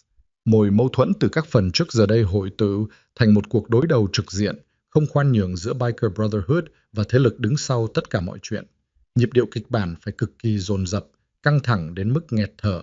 Duy trì giọng văn mỹ điện ảnh thô ráp, tập trung vào tiếng tim đập, sự đau đớn thể xác, mồ hôi hòa lần máu, tiếng Harley vang vọng trong đêm và sự quyết liệt trong ánh mắt các biker. Nhân vật phải thực hiện những lựa chọn liều lĩnh nhất, chấp nhận đánh đổi mọi thứ để bảo vệ người họ xem là gia đình. Hội thoại trong phần này cần ngắn, sắc bén, nhiều tiếng hét, những câu nói đứt quãng vì kiệt sức và cảm giác controlled rage. Triển khai chi tiết từng phân cảnh hành động hoặc đối đầu tâm lý, scene by scene. Tuyệt đối không sử dụng gạch đầu dòng. Tiêu đề phụ hay nhắc đến thực thể tôn giáo.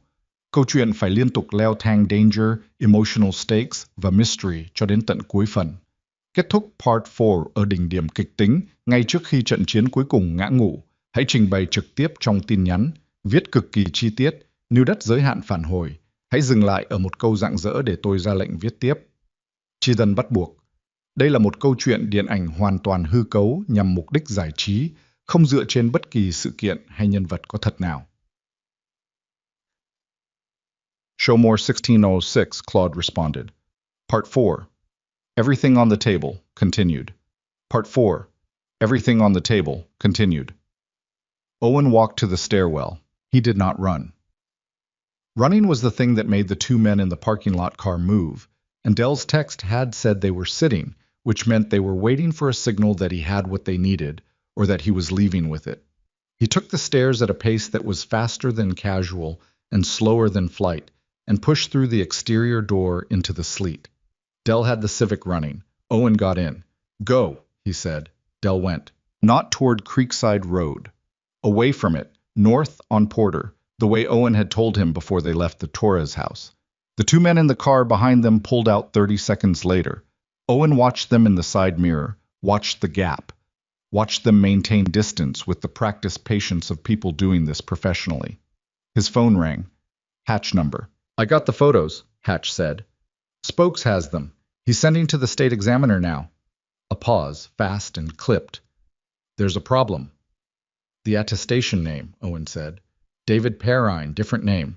Not a problem. Expected. Gerald Perrin operates under variants of his name across different state jurisdictions. The examiner knows she's seen it before. The sound of wind and engine on Hatch's end. He was riding. The problem is the filing timestamp. The exhibit was time-stamped into the physical record system at 6:42 this morning. Owen did the math. Before the office opened. Before the office opened, Hatch confirmed, which means someone with after-hours access filed a replacement page last night. His voice had the tight, controlled quality of a man who is angry at something he is not surprised by, which means they knew we were moving on it. We have a leak, Owen said. Silence on the line for exactly 2 seconds. Not in the club, Hatch said. Flat, final. Webb. Owen thought of the phone call, the way Webb had described exactly what to look for. The substituted page. The back of page 7. He told me what to photograph, Owen said slowly. He told me specifically. Because he needed to know if the replacement held up under examination, Hatch said. He needed to know if someone was looking closely enough to find it. Owen stared at the rain-blurred windshield. He's not on our side, Owen said. He's not on anyone's side, Hatch said. He's managing his exposure. Another pause. It doesn't matter right now. What matters is the car behind you. Take the turn onto Millbrook, and then immediately into the AutoZone parking lot, on the right. Don't stop. Drive through to the back exit. Owen looked at Dell. Dell had heard enough. The turn came. Dell took it hard, the Civic's tires finding the wet pavement's limit and holding it, and Owen gripped the door handle and watched the mirror and saw the following car hesitate at the turn. A half-second of indecision. And in that half-second, the AutoZone lot came up and Dell swung in. They drove through. Out the back exit, onto a service road Owen didn't know. The following car did not appear in the mirror. They lost you, Hatch said. He'd seen it somehow. From where? Owen couldn't tell. Come to the Route 9 truck stop, northeast corner of the lot. Come now. The truck stop was called Larkin's, and had been on Route 9 since 1987 and smelled like diesel and burned coffee and the specific variety of tired that accumulates in places where people are always either arriving or leaving and never quite staying. The northeast corner of the lot was screened from the road by a row of parked semis, and in that screened space, when Owen and Dell arrived, were 9 motorcycles and 11 men. Owen had never seen this many Iron Verdict members assembled. He'd seen 7 on Creekside Road. He'd seen 3 in the kitchen. 11 in the half-dark of a truck stop lot in sleet, wearing the vest, engines ticking cool. It was a different thing entirely. It had a gravity to it, a physical weight that changed the air. Rusty was there. Owen got out of the Civic and crossed the lot to his grandfather, and Rusty looked him over, fast, complete, the assessment of a man checking for damage, and then put one hand briefly on Owen's shoulder. That was all. That was enough. Hatch was in the center of the group. He had a phone in one hand and a folded paper in the other, and he was talking in the low, rapid way of someone coordinating multiple moving elements simultaneously. Spokes has the examiner on the phone right now, Hatch said without preamble when Owen reached him. The page substitution is visible in the photographs. The shadow line, the paper clip mark. She's classifying it as a material alteration of a public record, which is a Class C felony under state statute. He held Owen's gaze. She's initiating an emergency review, today, but she needs something else. What? Rusty said. A direct witness statement, Hatch said. Someone who can attest that the exhibit in its current form contains a materially false beneficial ownership attestation. Not Spokes, he's secondary source. Not any club member, because parents' people will attack the credibility. He paused. Someone with standing in the county process. Someone who reviewed the exhibit in its original form before the substitution. The assembled men were very still. Sleet moved through the ambient light at the lot's edge. Webb, Owen said. Webb, Hatch confirmed. He won't, Owen said. He will, Rusty said. Everyone looked at him. Rusty had the look he'd had in the kitchen when he put the vest on. The load-bearing look, the structure beneath everything else. But it was different now, sharper. The quality of a man who has been patient for the right reason and is now deciding that the patience has served its purpose and something else is required. I'll go to him, Rusty said. Rust, Decker started. Not with the club, Rusty said. Alone. He looked at Hatch. How long does the examiner need the statement? Before 3 this afternoon, Hatch said. After 3, the county planning board closes its preliminary review window and the application moves to the accelerated track. Once it's on the accelerated track, the state examiner's inquiry runs concurrent but doesn't pause the application. It was 11:47. Where's Webb? Rusty said. His office is on Callaway's dealership property, Decker said. He runs a... I know where it is, Rusty said. He looked at Owen. Stay here, he said.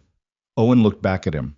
All the arguments he could make, every version of I should come, every version of you shouldn't go alone, moved through his mind, and he made none of them, because the look on his grandfather's face told him exactly what Rusty needed right now, which was not argument, and not accompaniment, and not the weight of being worried about. Come back, Owen said instead. Rusty put his helmet on. He rode out of the lot alone, the Softail's engine. The only sound for the 2 seconds it took to reach the road, and then Route 9 took him, and the sleet closed behind him, and he was gone. Hatch looked at Owen. He's going to be fine, he said. He said it like a man who does not entirely believe it, but understands that it is the right thing to say, and is saying it anyway, which was its own kind of honesty. Owen nodded, and his phone rang. Unknown number again. Not Webb's. Not the number from this morning. New. He answered it. The voice on the other end was one he had never heard before. Older, measured, with the specific cadence of a man who is accustomed to speaking and being listened to, who has spent decades in rooms where the sentence he was delivering was the most important sentence in the room. Owen Mercer, the voice said. Yeah, my name is Gerald Perrin, the voice said, and I'd like to speak with your grandfather. The truck stop lot was very quiet around Owen. The sleet came down. 11 iron verdict writers stood in the screened corner watching him, reading his face. He's not here, Owen said. I know, Perrin said. He's coming to see Terrence Webb. I know that too. A pause. Unhurried, the pause of a man with time to spare. I'm calling you because you're the one who went to the planning office this morning. You're the one who photographed the exhibit, and you're the one your grandfather is going to go to extraordinary lengths to protect. Another pause. I'm calling to tell you that the protection runs in both directions, Owen, and that your grandfather, if he walks into that meeting with Terrence Webb, is walking into a situation I've had 22 years to prepare for. Owen's blood went cold in a way that had nothing to do with the November sleet. What does that mean? He said. It means, Perrin said, his voice patient and precise and utterly without heat, the voice of a man who is not threatening because threats imply uncertainty, and he does not feel uncertain, that in 2003, your grandfather made a choice that sent his brother to prison instead of himself. And the documentation I've been holding since 2004, The documentation that was never submitted because it was more useful to me as insurance than as prosecution makes that choice very clear. A pause. Tell him not to go to Webb. Tell him to call me instead. He left a number. The call ended. Owen stood in the sleet with his phone in his hand and Hatch 3 feet away, reading his face like a road, and 11 riders watching, and the Civic ticking cool behind him, and Rusty somewhere on Route 9 riding toward a meeting that was not what he thought it was. He looked at Hatch. "We have to stop him," Owen said. Hatch was already moving. Hatch reached Rusty by phone 40 seconds before Rusty reached Webb's office. The Softail idled at the curb outside the Western Auto Group complex, a row of glass-fronted showrooms on Route 9's commercial strip, new cars gleaming under lot lights that stayed on regardless of weather, and at the far end a smaller building that housed the administrative offices. Rusty sat on the bike with the engine running and the phone to his ear, and listened to Owen tell him what Perrin had said, and the sleet came down on his shoulders and the vest and the silver hair, and he did not move. When Owen finished, Rusty said, "How long has he had it?" "He said 2004, Owen said. A silence. "Okay," Rusty said. "Rusty, I heard you," Rusty said. "I'm going in anyway." He ended the call. He killed the engine. Got off the bike with the deliberateness of a man who has made a decision and is no longer negotiating with himself about it. Walked to the administrative building door and pushed it open without knocking. Terrence Webb was inside, alone, standing at his desk with his jacket still on and his phone face down, and the expression of a man who had been standing in the same spot for 20 minutes, unable to move in any direction. He looked at Rusty the way people look at things they've been dreading, not with surprise, but with the exhausted recognition of arrival. "He called your grandson," Webb said. "He did," Rusty said. "He called me too." Webb's voice was hollow. 10 minutes ago. He said if I submitted a witness statement, he'd release documentation connecting me to the original Meridian financing. He said, Webb stopped. "I signed a document 3 years ago. An investor disclosure. I didn't read it carefully enough. He's been holding it." Rusty looked at him. "He does this," Rusty said. "He finds the document. He waits. Then when you're necessary, he uses it." He moved to the chair across from Webb's desk and sat, slowly, the way a man sits when the weight he's been carrying has become too specific to ignore. "He's had something on me for 22 years. Webb sat down too. The two of them across the desk in the gray Monday light. "What does he have on you?" Webb asked. Rusty was quiet for a moment. "In 2003, he said, when Perrin went after the club, when he had the county sheriff manufacture those charges, my brother was one of the men indicted. There were 2 charges, one that was entirely fabricated, one that was real." He set his hands on his knees. "The real one involved an incident I had authorized as sergeant-at-arms. My brother carried it out. My name should have been on that indictment next to his." He paused. "It wasn't. Because Perrin pulled it. He told me he'd pull it in exchange for my silence about what I knew regarding his business operations." He looked at Webb steadily. "I took the deal. My brother went to prison. I walked." Webb said nothing. "My brother knows," Rusty said. "It's why we don't talk. It's why Arizona might as well be the moon." He exhaled once, slow, through his nose. "And Perrin's been holding the documentation of that deal for 22 years as insurance against the day I became inconvenient again." The building was very quiet, sleet against the windows, lot lights through the glass, catching the new cars outside in their cold gleam. "If he releases it," Webb said carefully, "what happens to you?" "I don't know," Rusty said. "The statute of limitations on the underlying charge has run. But the deal itself, the silence, the testimony I didn't give, that's a different matter. Obstruction doesn't expire the same way." He paused. "I might be fine. I might not." He looked at Webb. "But I'm done making decisions based on what he's holding." Webb looked at his hands. "I have a son," he said. "I know," Rusty said. "So do I. In the way that matters." A long silence. Webb reached into his desk drawer and removed a single sheet of paper, already typed, Owen would learn later, prepared sometime in the past hour, the witness statement drafted and waiting for a decision that had apparently already been made at some level below conscious resolution. He signed it with a pen that shook slightly in his grip, and he slid it across the desk, and Rusty took it. "If this gets my son hurt," Webb said. "It won't," Rusty said. He said it the way he'd said the home is not going anywhere. Not as bravado, not as promise exactly, but as structural fact. The voice of a man who has decided what he is willing to pay and has paid it and is now standing on the other side of the transaction. He stood, picked up the statement, walked to the door. Kane, Webb said. Rusty turned. I'm sorry, Webb said, about your brother. Rusty held the door for a moment. So am I, he said. He walked out into the sleet.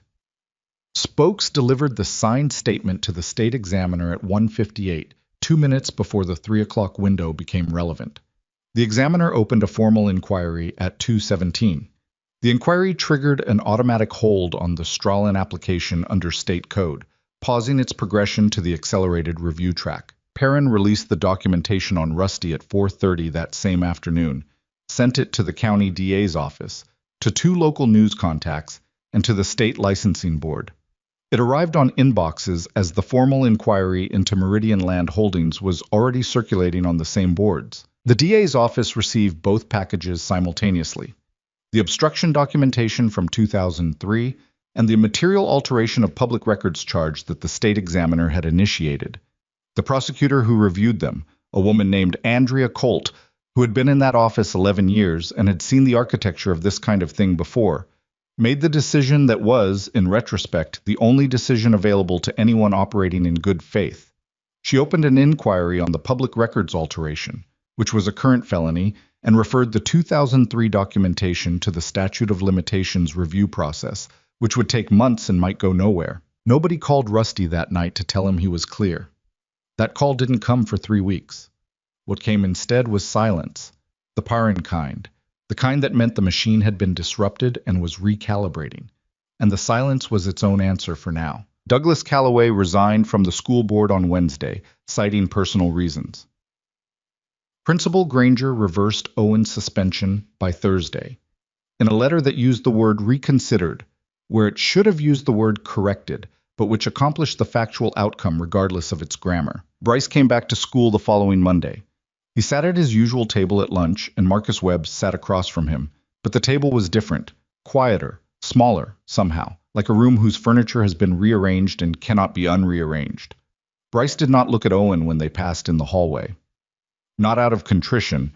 Owen was realistic enough to not expect contrition, but out of something that might, in 20 years, become understanding. The specific understanding that comes from watching something you thought was permanent turn out to be contingent. Owen watched him go and felt nothing dramatic. Just the ordinary deflation of a threat that has collapsed, and the particular tiredness that comes after sustained fear. And underneath both of those, something quieter and newer that he didn't have a name for yet. The diner on 5th Street stayed open until 2 in the morning, and at 11:45 on Thursday night it held, in a corner booth near the window, Rusty Kane and Calvin Hatcher and Decker Holt, and a boy of 16 who was drinking black coffee for the first time in his life because Rusty had ordered it for him without asking, and he hadn't said anything. The coffee was too strong. Owen drank it anyway. The diner smelled like grease and maple syrup and the specific warmth of a building that has been heated continuously since October and carries the accumulated warmth of everyone who has sat in it. Outside, through the window, Creekside Road was dark and quiet, and the sleet had stopped sometime after midnight and left behind a clean, cold silence. Nobody was talking. That was the thing. 4 people in a booth with the wreckage of a week between them, and nobody was talking. And it wasn't the silence of things unresolved, but the silence of things that had been resolved and now required nothing except the sitting. Hatch had his coffee in both hands. He was looking out the window. The scar along his jaw caught the diner light. Decker was eating pie, but actual pie cherry, with the crust half-eaten first in the methodical way of someone who has a system for everything. He'd said almost nothing since the truck stop. He had the quality of a man who has spent the entire week running hot and is now, with permission, running cold. Rusty was looking at Owen, not with the load-bearing look, not the structural look. Something different, something Owen recognized from very early childhood, from being carried on his father's shoulders down a road he still couldn't identify, with the smell of leather and exhaust, and the absolute certainty of being safe.